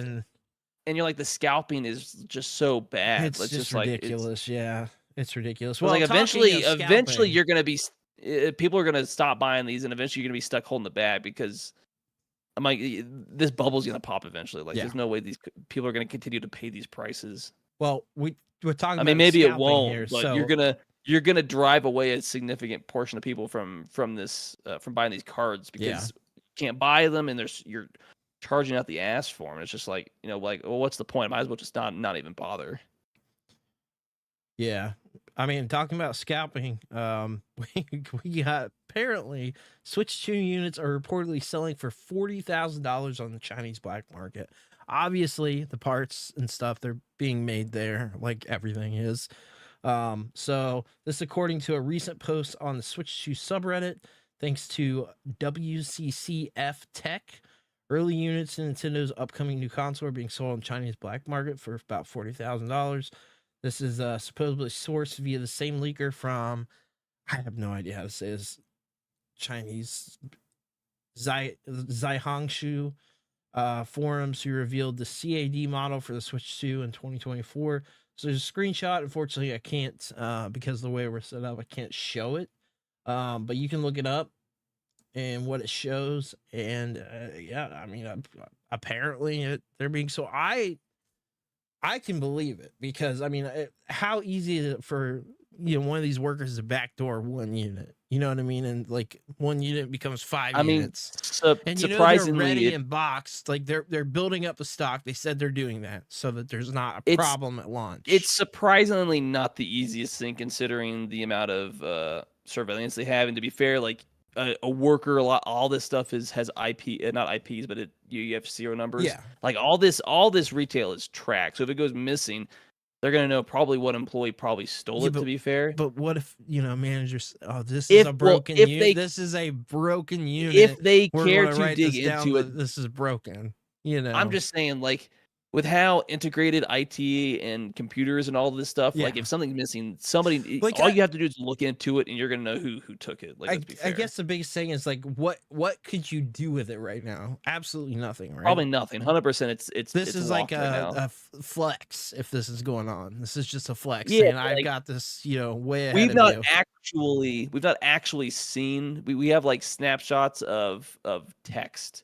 We don't actually see the actual Switch, so we don't know how. Yeah. I mean, to be fair, we don't know if it's real. This is just a report. And I'm gonna say, hey, if you made $40,000 off of it, good to you. And if you paid $40,000, I think you're an idiot. But I mean, that's just me. Yeah. It says, given a few weeks, we'll probably see blurry cropped images of the unit itself posted on Facebook. We saw the same thing about the. So like even this article is just kind of like, I don't, we don't know this legit type of deal. But I mean, it's possible, obviously. So I mean, we saw videos of the so-called leak beforehand, and while it looks similar, it was so obviously fake. Yeah. So like, I don't know how much I believe this. These are more often than not just fakes, or people just trying to get some intentionally clout doing stuff like this for clout. Yeah, it's one of those deals. All right, so we're going to jump into obviously the biggest thing from this week, and that is the PlayStation State of Play. I did get to stream it. I actually don't remember all the games from it. I just remember the standout titles for me. So we're going to kind of go through the list of the different stuff that was announced. And Mark, did you get to watch any of the State of Play at all? Or any like the stream? No, I watched. I knew some of the news about after the fact, but like the day it was streaming, I didn't get home till like 10 o'clock, so it was not a reality to sit down and watch it. But like the big stuff that I cared for, I caught that after the fact. All right. Well, the first game we got is Saros, which is the next game from the people that made Returnal, which I really liked. I thought Returnal was really good on the PS5. Really, really fun game. It was like a how do I explain it? Kind of, it was like a Doom, but it was I think like it was like roguelike Doom, if you will. Like it was really interesting game. I thought it was really fun. This game looks good. But I don't know what to expect from it. I mean, it looks good for a game. I was about to say it looks good for a CG trailer. Yeah, that's the problem, right? Like that's the problem with most things that are revealed, we don't know anything about this game or what the actual game is going to be like, because it's just a cinematic trailer, so it's hard to say, and you didn't really see a whole lot of anything. Yeah, but one of the big ones for me is also going to be Metal Gear Solid Delta Snake Eater, which is really cool to see. Obviously, we kind of knew about it, but it didn't get, like, officially confirmed. But they confirmed that it is coming out this year, August 28th. So I mean, that's not too far away, honestly. That's why I like to see, like, the games announced within the year that it's coming out. That's what I like to see. I don't like to see a game announced. It's like 3-4 years later. I hate that stuff, man. But yeah, no, it's not too far away. Builds Is up this gonna be the first Metal Gear game without Kojima working on it? Yeah, yep. Well, no, Like that's because they had this stupid Metal Gear. What was it called? Oh, that wasn't an actual game. That was it was a Metal Gear game, but it was like not an game. actual Metal Gear game. Yeah. So it was like a garbage. It was like the most garbage thing ever. So you're looking at this and you're like, I don't know, So like how good technically this is the actually gonna be. second, but it looks really good. But again, cinematics, you're seeing that stuff, but it does look dang good. I have faith that the Konami is going to do this right. I really do, because I still think. I mean, look what Kojima kind of did after, this with the last game that he made. It was that wasn't a. It's like, But where then is again, he you look at- going? Kind of with his brain there. Yeah, but then you saw like the last Metal Gear game he put out, and it was a really, really good game. So yeah, but then you saw the last game they put out. It's like, what? that was not a Metal Gear game though. It's Like, it's a whole new game. That's like, what is happening here? It's a walking simulator. And do you remember the original I trailer? mean, yeah, showing, we like, the joke baby and, like, the weird stuff going I on. mean, Like, narratively, it's an interesting game. It's just the gameplay isn't up to par. But it's like, I mean, no to be fair, gameplay. it's not a Metal Gear game. So like, take a little bit A, a little bit of B. My And favorite. that's what he's best known for. My favorite part of the Metal Gear. So Metal Gear's always been kind of tongue in cheek and silly. Obviously, like the hiding in the box and things like that. Moving around. Yeah. At the very end, they show an Ape Escape character at the very end of the trailer. They showed Ape Escape, Bunky, he just waves his butt and runs away. Like, so they're being like super tongue in cheek, like they always are. And Ape Escape is an early PlayStation property that they haven't done anything with since like the PSP. So it was like it was big on PS1. Had like a PS2 game, PSP game, but didn't go beyond. There was nothing else ever came out. So that was really funny to see. And I was like, man, maybe there's some hope for a new Ape Escape, because I would love to see that.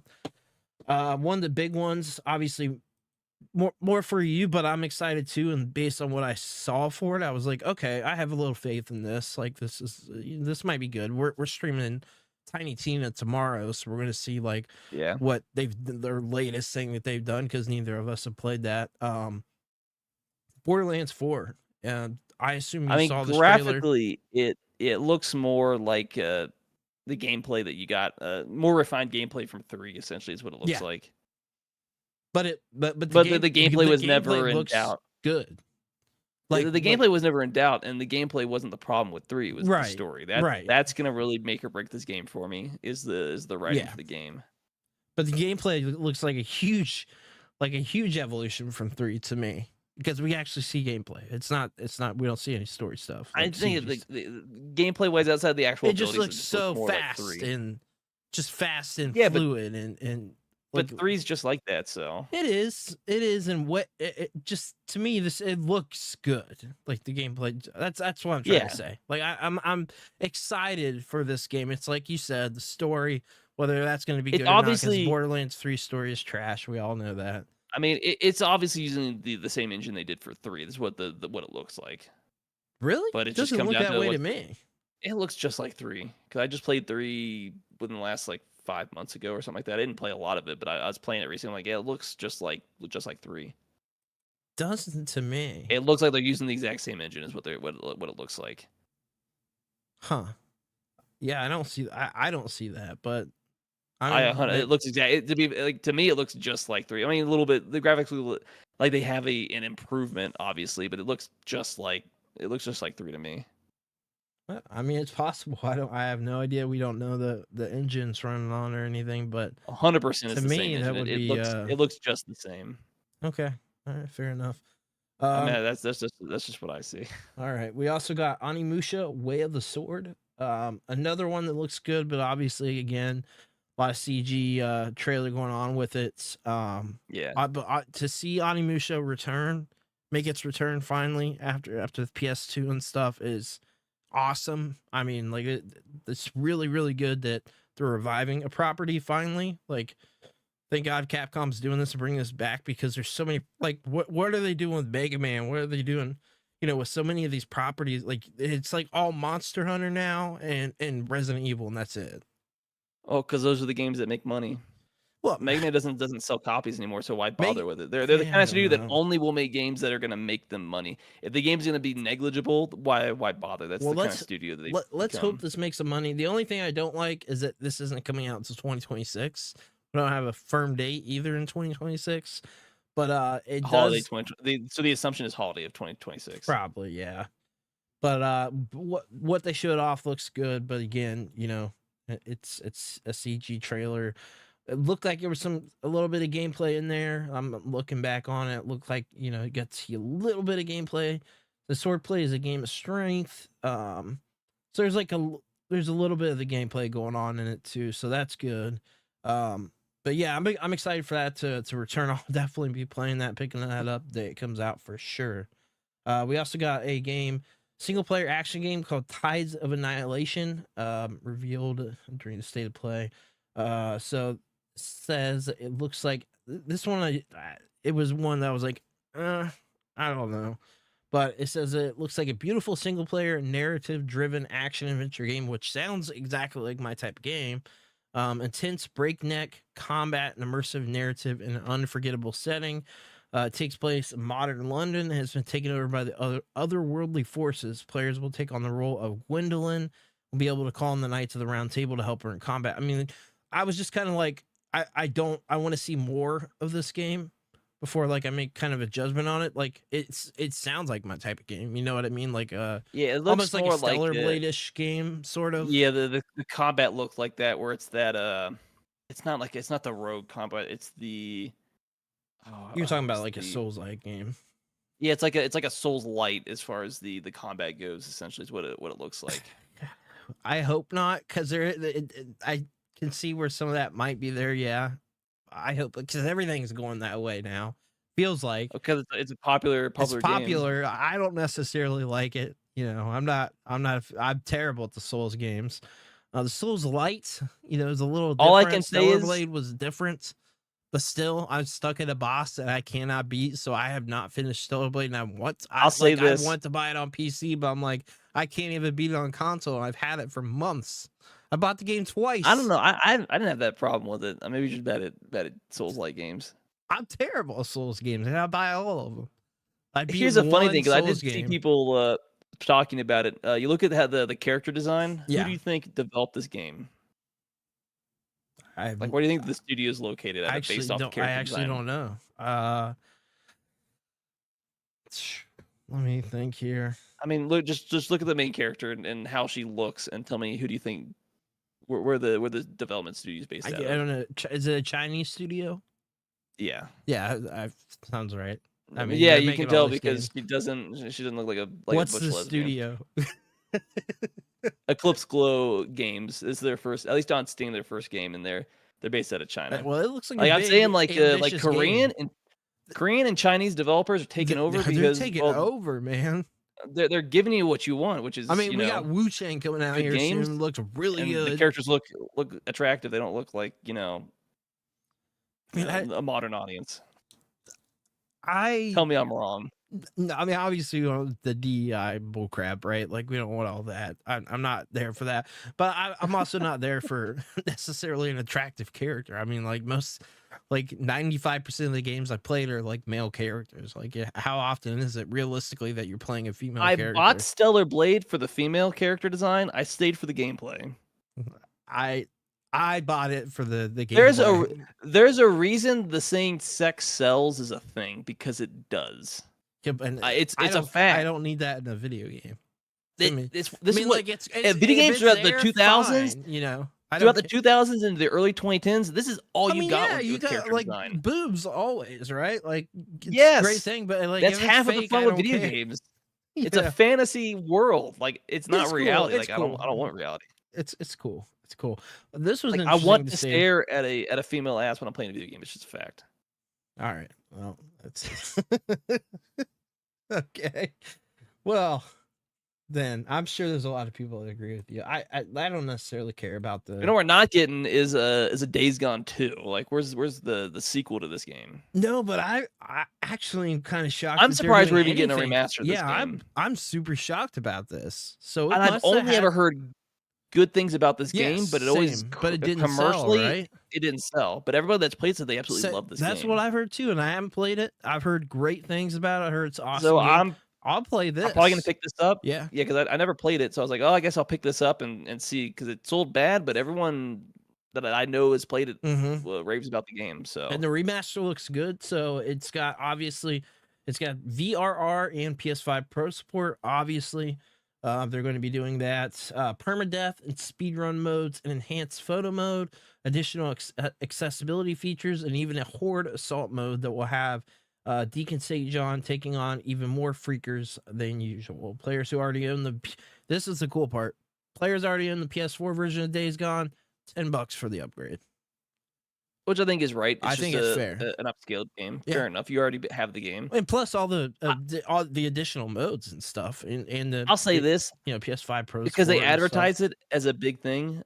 Photo mode, I think it should be in every game, but I don't see it as a selling point of it. Yeah, I don't. It's really like a niche little thing that, like, let's be fair, like 10% of people use, or you might use it once and then you never touch it again. Like, let's just be fair. Most people don't ever mess with the photo mode. I did use it a couple times as Cellar Blade, though.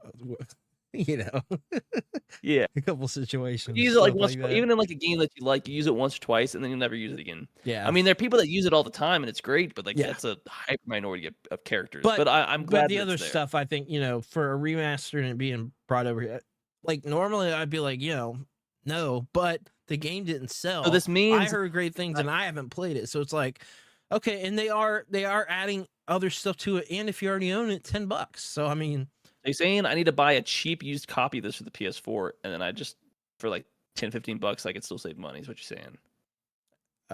Yeah, according to them, that is how. Yeah, I mean, I guess that's the way to go, right? Yeah. Did they give us like how much that's gonna be? Or I'm assuming. I assume it's gonna be like 40 for sure. For a remaster? Yeah, they did it for a ripoff. I'm sure. This game is not a strong feeling. It's a $40 to $50 at max for a remaster. Should never be a full price. I agree with you. I don't know realistically, but Sony if they were gonna sell us for $70, 100%, I'm not paying $70 for this game. Well, I haven't played it, and so for me, like, this is like a 10-year. Like, how old is this game really? Like, it's a remaster. 4 years old. It's like 4 or 5 years old. Like it's PS4 game, and it didn't come out. It's not that old. It came out in 2020. Oh, yeah, okay. So it's like 6 or 7 years old. It came out like 2018. It came out in 2019. Okay, the game. It's like I was 1 year. It's a 6-year-old game. I was 1 year. It's like a 4-year game. It feels like 4 years. Oh my god, it feels like 4 years. My bad. So we also got Onimusha Way of the Sword. Or what am I talking about? I'm backed up. We were talking about that. They announced the PlayStation Plus game catalog for February 2025, which is going to be Star Wars Jedi Survivor, which I think is a good one to be in there because it's pretty new. Top Spin 2K25 and Lost Records Bloom and Rage Tape 1. So I think that's a pretty good PlayStation Plus catalog. I mean, with Jedi Survivor is like a pretty new game, so I think that's pretty good. It came out like what, last year, 21, 22. Right? Jedi? No, it's older than that. Isn't Jedi Survivor a sequel to Jedi? Yeah, Fallen Order is the first game. Yeah, Survivor came out in 23, so it's a 2-year-old game. All right, so I'm about to say it's not that new. It's a new game, but newish. But yeah, that's a good one because I haven't played it. I played Fallen Order. I liked it. It was fine. Which is kind of weird because recently it's got a 72% on Steam, but lifetime it's at like a 68. It's got like mixed reviews. I know. It's got for whatever PS5 Pro mode, so like I kind of want to check it out just for that. Yeah, Because Law and Order is in at like an 88. It's one of those things where for whatever reason it's just sometimes sequels just aren't as good as the original. Yeah, and then so we got a game. Leslie Benzi's Mind's Eye gets a gameplay trailer and a summer 2025 release window. This one again, I just didn't know what to kind of think of it. What I saw Yeah. was kind of like I don't really know if this is something I'd be interested in or not. Largely like a cinematic trailer with stuff that looks like gameplay, but it's hard to tell. Yeah. So I couldn't make out like whether I'd be interested in this or not. But it's like a GTA style of it's game. like a third person shooter. Yeah, it's like, but it's like a GTA true crime, LA like type of deal. One of those type of games where it's like that, So it looks interesting. It doesn't look bad by any means, but yeah, some of it's like kind of hard to tell if it's just cinematics or gameplay or whatever. But when we get a sequel to LA Noire? It's a good question, man. That was a good game. Came out in 2011. We got a remaster for Switch. That's not the same thing. Like a brand new game. I know. I don't know. I don't know. It's a great. There's a lot of good properties from them that they just don't do anything with. So yeah, like that's a 360 era game right there. They got a lot of, like, if you think about it, you pull them up right now, they've got a lot of properties that they don't do anything with at all. Like they used to just churn out games left and right. Yeah, there were so many GTA games that came out. I mean, it's just crazy. Like the PS2 era and PSP, so many games. I mean, if you talk about that whole detective type thing, like that's exactly what LA Noire is. It's that it's obviously more slower, not a whole lot of action or less action than you would expect. But who did the true crime Streets of LA and then True Crime whatever the second one was called? I can't remember. Who did those games? I was trying to pull it up. It's developed by Luxo Flux and published by Activision. Okay, I always wonder what happened with that because those were two really good games that came out and like nothing else. Yeah, Luxo Flux went defunct in 2010. Oh, okay. Well, that would be the reason why we never. So their last game was Transformers: Revenge of the Fallen on the PS3 and 360. Well, what a way to. This is a whole catalog of their games. Vigilante 8 on the PlayStation and 64. That was a good game. Second Offense on PlayStation 64 and Dreamcast. Star Wars Demolition on the PlayStation Dreamcast. Streets of LA, Shrek 2, New York City, which all came out on PC, GameCube, PS2, Xbox. And then it was Kung Fu Panda and Transformers: Revenge of the Fallen. So that's what did them in the movie games there at the end. That's their whole catalog. Well, they had some bangers there. Games. Vigilante 8 and Second Offense, really good games. True Crime, both. Yeah, because those are like the first two games that launched them, and then the Demolition game, the Star Wars Demolition. That's basically Twisted Metal for the 64. Like that's what that is, 100%. They did three games that did them, and they were all movie type. Yeah, they're all that did them in there. We also got Warriors Abyss. It's a new roguelite launched actually on the day of the State of Play. This one, it's a Dynasty Warriors spinoff. And it says it combines the exhilarating feel of 1 versus 1,000 action with roguelite. So this is like that very popular game Vampire Survivors. This is like that. Yeah. This is that type of game. So, like, if you're into that sort of game, you're probably going to dig this game based on that. So they're taking Dynasty Warriors to the extreme with the 1,000 people around you and the like kind of sort of 2D element type deal. Yeah. We got the first look at one I'm excited about, which is Sonic Racing Cross Worlds. They showed actual gameplay. It's just a Mario Kart ripoff. Let's be fair. Yeah, but it looks really good, and it yeah, but is it? Have you played? Is it Diddy Racing good? I got you there. That's a good game, man. We've never got a story and everything, which just makes it so good. Like we don't get out of Mario Kart. I know that was the problem. The DS. I like Diddy Kong Racing more than I like Mario Kart 64. I mean, the only Mario Kart game that had any kind of story or adventure mode was the DS version of the game. Yeah, and then Diddy Kong Racing got re-released for the DS too, and it got like additional content and stuff. So that's interesting there. It looks really good though. Like they're doing the whole so Sonic Racing Transformed made it kind of like what Mario Kart 7 did, but it did it before, where it took in like the air elements of flying and then like the boats and kind of like all the different stuff that's going on.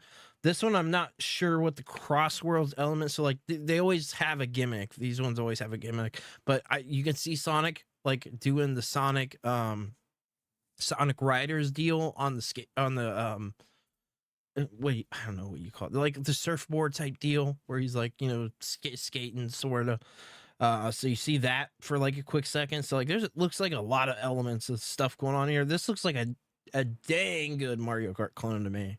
Like the gameplay just looks insane. Like Mario Kart 8 doesn't look anything like this. Like it makes Mario Kart 8 look real out of date. Until we get Mario Kart 9, so yeah, we'll see. You know what's crazy? I was looking at this, like, speaking of racing, what happened to like boat racing games, which used to be popular like the late 90s? Yeah, with like Wave Race. Wave Race was amazing for the GameCube, and Wave Race 64, amazing. Then we got water physics were crazy. A 4% of like a boat racing games, and then they did away with it. Yeah, I don't think did we get a Wave Race on Wii? I don't think we did. I'm not aware of one, but the last one I played was Wave Race Blue Storm on GameCube. I was trying to figure out like all the games because I thought we only had. Or here it is. There's two: Wave Race 64 and then Wave Race Blue Storm on GameCube. Those are the two. Yeah, those are the only two games that came out. Yeah, I don't know what happened to those. Those are really good. They were, I think Wave Race Blue Storm. Or maybe it was Wave Race 64 was a launch title. It was like really good, man. The water physics were crazy for the time, and so we. To be fair, the studio that made Wave Race doesn't exist anymore. It's Nintendo EAD. That's unfortunate. Entertainment, analysis, and development isn't a thing anymore. Or it's got repurposed or something like that. Yeah. So we got Stellar Blade gets a Nikki crossover DLC and PC port release window. So this PC actually was I'm surprised this took as long because I'm pretty sure the same studio made the Nikkei games. Yeah, isn't it one of those gotcha games? Yeah. Okay. Yeah. See, I have no interest in that crossover. I like the first crossover they did. So like I thought Shift Up made. Yeah, so Shift Up made Goddess of Victory Nikkei, which is it's an Android, iOS, Windows game. Well, I could care less about the crossover part, but the PC stuff might be my first double dip. I don't know. Because 100%. There's one big reason you're going to get this game on PC, and that's going to be the mods for this game. I don't even know how to do mods. I can't figure it out. I don't know how to do them. You have to download mods for. Well, usually it's fairly easy because you can mod even games like Mass Effect fairly easily because there's like a mod compiler. It's like a software that you download mods into and it auto essentially loads it into the game and stuff like that. Yeah, I gotta figure that out. I'm new to for the most PC part, world 2025. Oh, 100% that you're gonna get some real good mods for this game. The problem is it comes out in June, which means I don't know if I'm gonna really have the chance to play it before I end up having to pack up my PC for a hot second, which is gonna suck. But I'm 100% getting this on PC when it comes out. If anything else, it's just gonna run better on PC. Ideally, for sure. For sure, it should. It should, as we say. We've seen some bad PC ports. Oh yeah. So, we got Lies of P Overture, which is a prequel DLC expansion set to be released this summer. I know people absolutely loved this game. I have not played it because it's a Souls-like game, and I just was not in the mood to play a Souls-like game. But I heard great things about this game. Like people loved it. Yeah, it's just one of those games you're looking at like I just don't have any interest in this game from the outside looking in. Yeah, I didn't want to. 2023, like I picked up the Demon Souls remake and like that did me in where I was like, oh my god, I probably should give this a shot. $60 for this. And I'm like, I can't get anywhere in it. But I mean, it's cool to see for people that loved it. We also got WWE 2K25 Spotlight Social. This was weird. So the trailer for this was weird, man. You got to look at this trailer. It's wild. It's like a whole open world theme park for this. Yeah, dude, it's wild. It's like the wildest thing I've ever seen. I'm like, It they're starts to really look like what they did for Street. NBA 2K, where it's They got did some it for weird that, quasi open world thing. and Street Fighter 6 did that too, where it had like a sort of open worldish thing, create a And you're like, character. this Kind just doesn't work. I But I mean, it's wonder. another sports game, I so wonder how this will do. I mean, they sell like crazy, right? Like these games are massive, so I yeah. imagine it's going to do pretty dang well. But what this tells me is there's a lot of microtransactions. That's what it tells me. Oh, every sports game has that. This just opens like the a door for guarantee. more microtransactions with this Yeah. social multiplayer stuff. That's crazy. We got the return. I was shocked to see this because we haven't had one since the 3DS. But Shinobi Art of Vengeance is a new entry in the beloved franchise that will launch on PlayStation 4 and PlayStation 5 August 29th of this year. Joe Musashi is struck by tragedy and embarks on a quest for vengeance. While it isn't a Metroidvania, players will unlock abilities that will let them explore hidden paths and discover secrets, which should add to the replayability. So yeah, I mean, this is a day one for me. I love Shinobi. I've always loved Shinobi since the Sega Genesis. So I'm really excited about this. I think it looks awesome. I love the art style. I think it's a good direction for the game.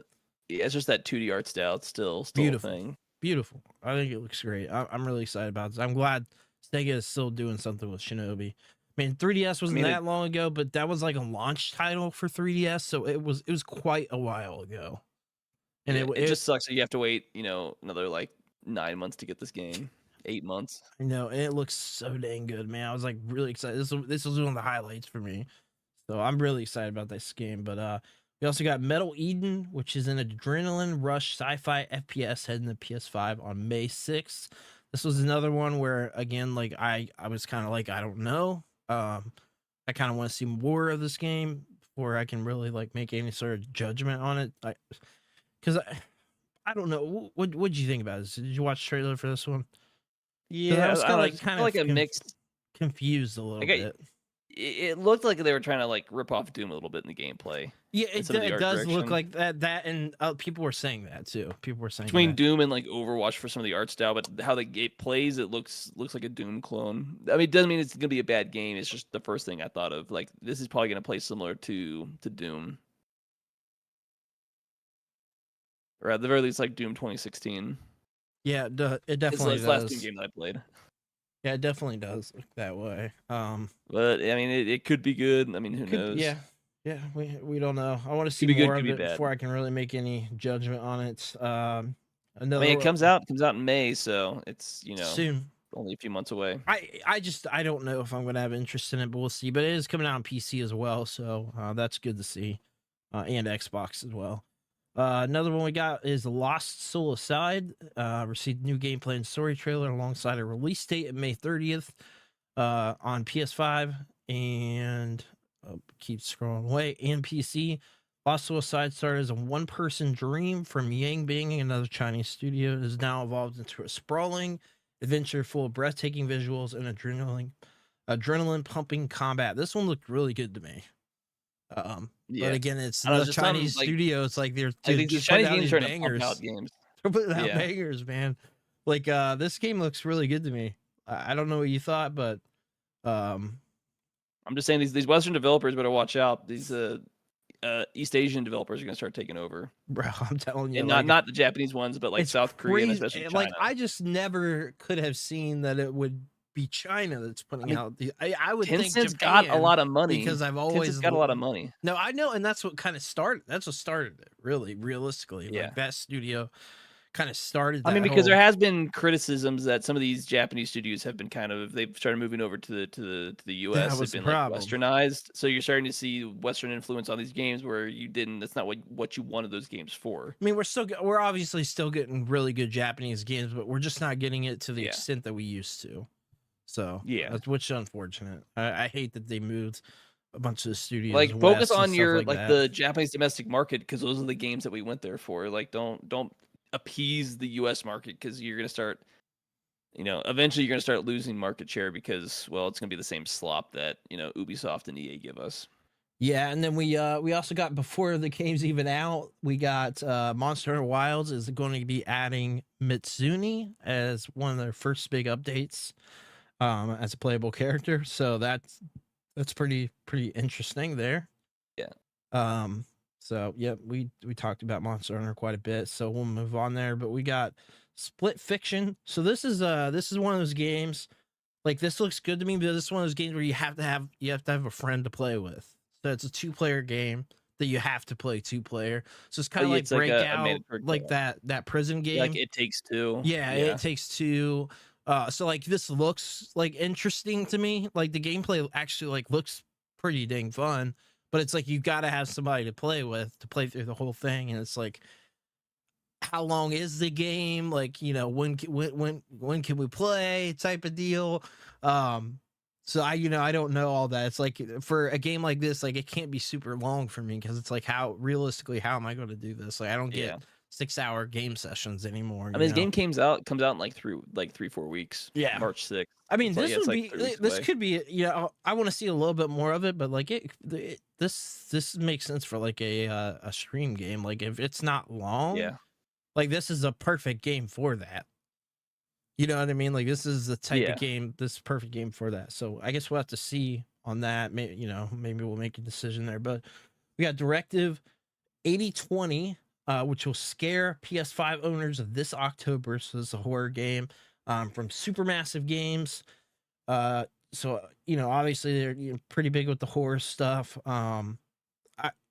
You don't like horror games, right? The horror genre as a whole, I never really cared for. You're lame. Unless I am the hoarder, which is the whole point of Doom. So yeah. Probably not gonna be I don't know. This one, I don't know what the heck to think of it. Like, I watched trailer, and I'm like, I have no idea. I don't know if I have any interest in this or not. Like, to me, it looked like probably one of the ones that I won't care about, to be honest with you. The problem is it comes out in October, so. But it didn't look appealing to me whatsoever. No, the problem is the window is anything comes out in the fall is just doomed to fail because of. Well, if it's a horror game that comes out in October, though. Yeah, but GTA 6 is going to come out. This is true. This is true. Well, let's be fair. If you have a chance, just push your game to winter of 26. So we got do you remember the game Dreams, where you could like make the games inside of it on PS4? I remember games like it, but not like this, the way this one is exactly. Yeah, so this is one of those games, next Pixel Junk game. It's called Dreams of Another, so it's a sequel to that. And I kept saying during the live stream, we better see some PSVR 2 games, because I'm gonna be really upset if we don't. Well, this was the one, I think the only one, as far as I understand. It's a PS5 and a PSVR 2 game. Yeah. So it's the only one that, as far as I'm aware, has PSVR 2 support. I mean, there's a reason they shut down their VR studios. They're just not really making games anymore for it. Yeah, I know. But so if you bought the PSVR 2, you just kind of got scammed. Yeah, still, I've had my fun with it though, and like, could have got a MetaQuest. Super sales now. You can get them on, like, people are getting them like $200 and stuff now. Well, because they're not selling. Yeah, but there's still enough there that I've had enough fun with it. I mean, I've got my money. Not fair enough. But it would be cool to see more games. We also got Darwin's Paradox. Follows an octopus who finds himself in a food factory. This one was just kind of a wild looking game. It's a platformer. Yeah, it looks kind of fun though. Action adventure story based platformer, aiming to let players truly understand what it feels like to be an octopus. It's just like, it looks kind of silly to me. It looks like it'd be a fun get on a sale type of game. Like, if this was like like a new take on a platformer with like a squid and stuff like that, so you can do different things. I mean, I obviously I'm like the target audience for a platformer. Like, I love platformers, but yeah, this would be probably like a sale one for me or something. But it does look interesting. Yeah. We got Midnight Walk, a stunning stop motion first person action adventure game. This one I didn't know what the heck to think of. I was like, what the heck is going on? I don't know. And apparently that one does have PSVR 2 support, so I did not see that. So we do got another one there.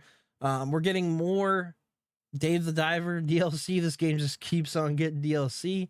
So Ichiban from Yakuza Like a Dragon will be joining Dave the Diver in April as part of Dave the Diver Ichiban's Holiday DLC. There will be mini games like karaoke and a way to recruit familiar faces from the Like a Dragon series to your restaurant staff. So this game just keeps getting these crazy crossovers, Godzilla and just everything, man. Like really cool stuff. It's a popular game, and they know how to do business to market with other IPs. Then we got Hell Is Us, and we get a new look and release date. So this is coming out.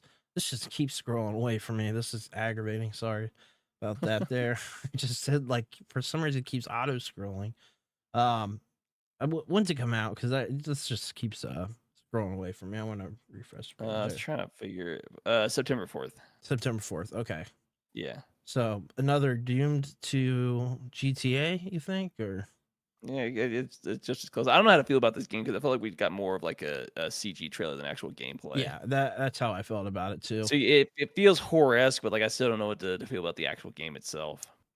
Yeah, one of the games to top my list, top 3 games from the announcement of this is Digimon Storytime Stranger, which launches in 2025 on PS5.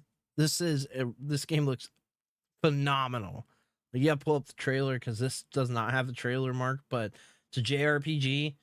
It looks really, really good. I'm like, okay, this is bringing Digimon back in the game because like Digimon's Story Cyber Sleuth was like a really good game. I started it actually just a few weeks ago, finally on Switch. It's really, really fun. Like there's some really good Digimon games, and there's also like they brought Digimon back with the anime like in a whole new way that's really good. So.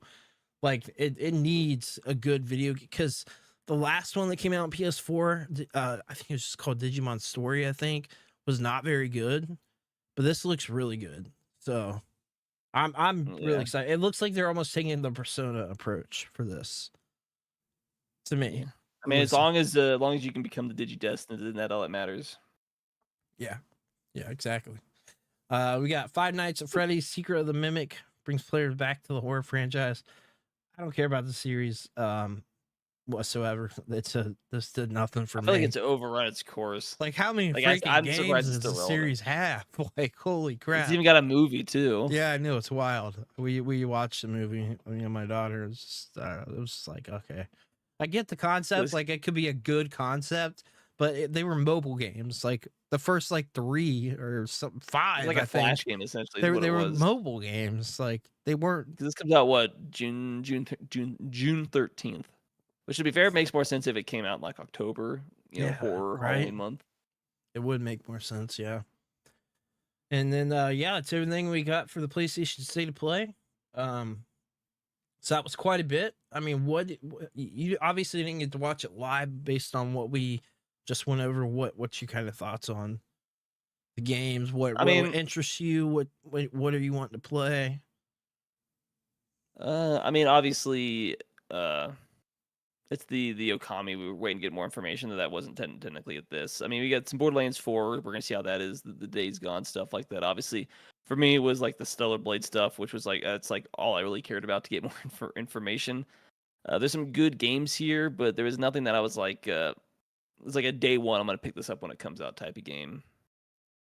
You don't even feel that way about Borderlands 4 or like the Lost Souls? No, because I'm still weary. I'm still worried. I mean, those are good, but day one, I'm not sure immediately.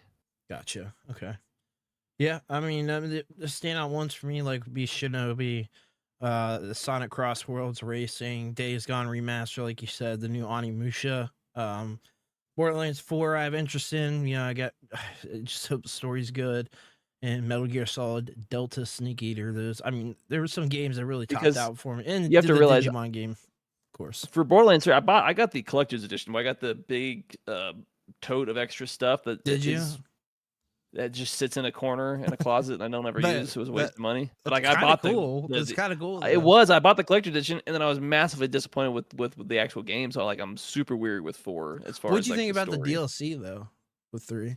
It was good, but the problem is you can it's better make than the nicest house all you want, But if the foundation's just utter garbage, But it's not gonna wasn't stand it up. better than the base game story wise? The DLC is the peak of Borderlands 3. The base game's terrible. I hated That's it. how I thought too. I was like, what the heck, man?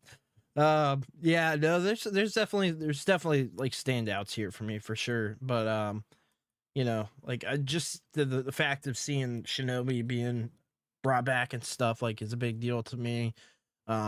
That's obviously a classic franchise that goes way back, and there were some standout stuff here. But for me, it was like Yeah, a no, it's obviously like a 7 out of Digimon all you 10. cared about. I do care about the Digimon game a lot. It looks really good. I've been talking about it quite a bit, so I think it looks I good. mean, fair enough.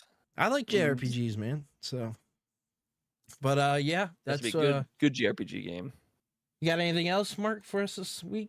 You want to bring up, or we I had a think couple. Didn't want to shout out. So sorry, did not even see over in the chat. We had Lurgitus ask, "Hey, Mark, are you a big Pokemon collector?" I've been getting back in the Pokemon cards, but I'm not like breaking the bank or on that stuff.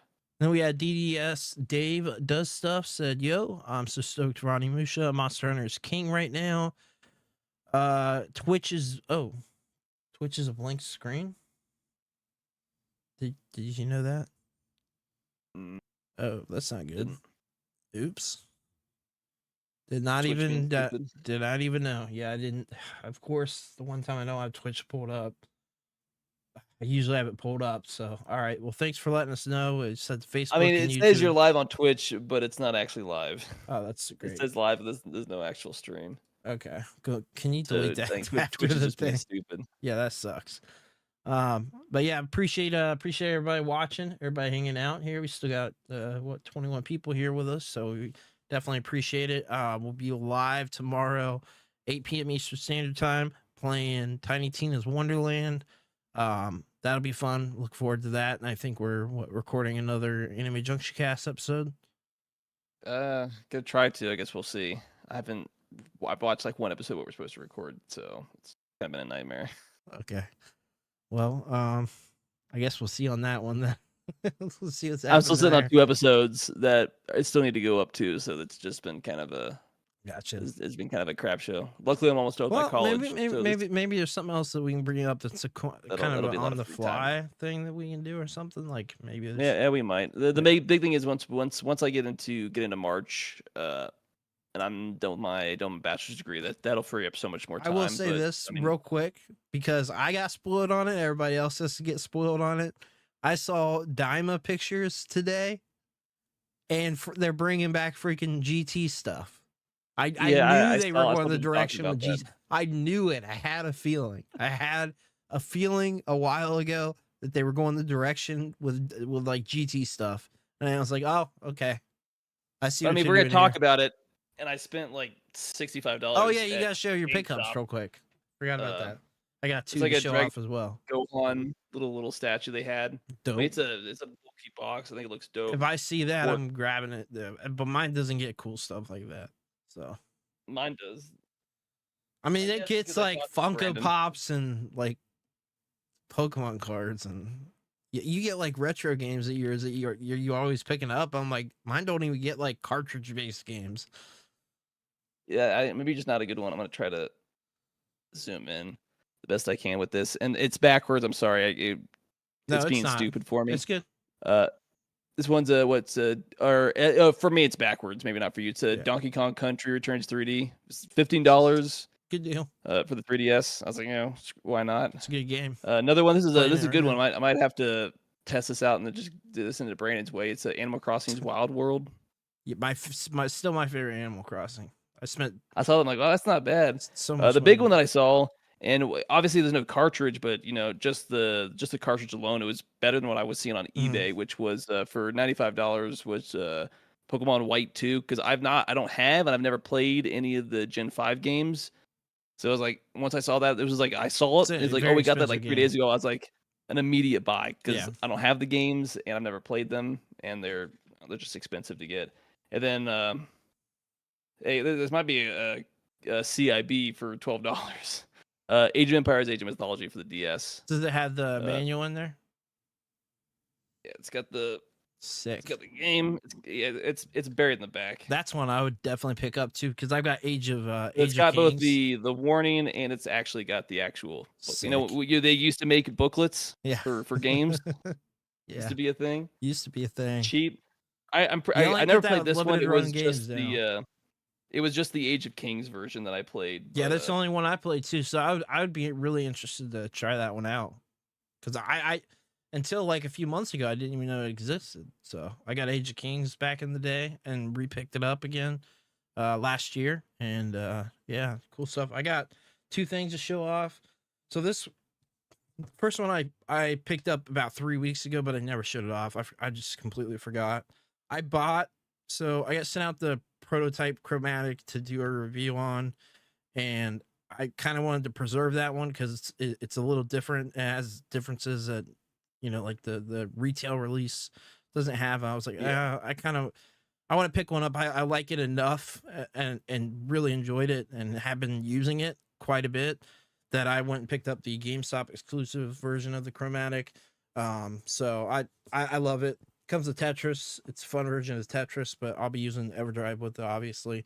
But I just wanted to kind of preserve that other one. And I was like, you know, they're selling over MSRP right now, and I'm like, this is there. They got one single one that came in.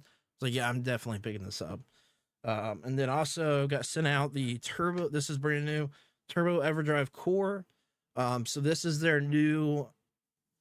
Essentially, what this does is drops the price down to $100, so significantly drops the price down, removes the CD support.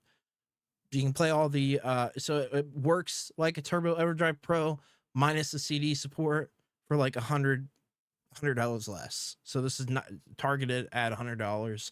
So for people that don't care about the CD or have like a Turbo Duo and already have CD games to play, that it works that way. So like this is a really cool product for them to put out. This makes a lot of sense for a lot of people in a lot of situations that have like a Turbo Duo that already have CD games, stuff like that. So that's really cool. You see the inside there, because it's manual and got a black version of it. So it's dope. Pretty cool stuff. Yeah, excited to check that out. So yeah, I think it's everything we got for this week. Appreciate everybody watching. And yeah, we'll be live. Like I said, for those that are watching live now, we'll be live tomorrow playing at Tiny Tina's Wonderland at 8 p.m. Eastern Standard Time. And then we'll be live again next week with episode 121, again at 8 p.m. Eastern Standard Time. We appreciate it if you're listening to the audio. Again, if you can download, follow, subscribe, whatever platform it is that you listen to podcasts on, that helps us out a lot. So appreciate it. And we'll see you all later. Everyone have a good one. Peace out, everybody. Happy Valentine's Day. We love y'all.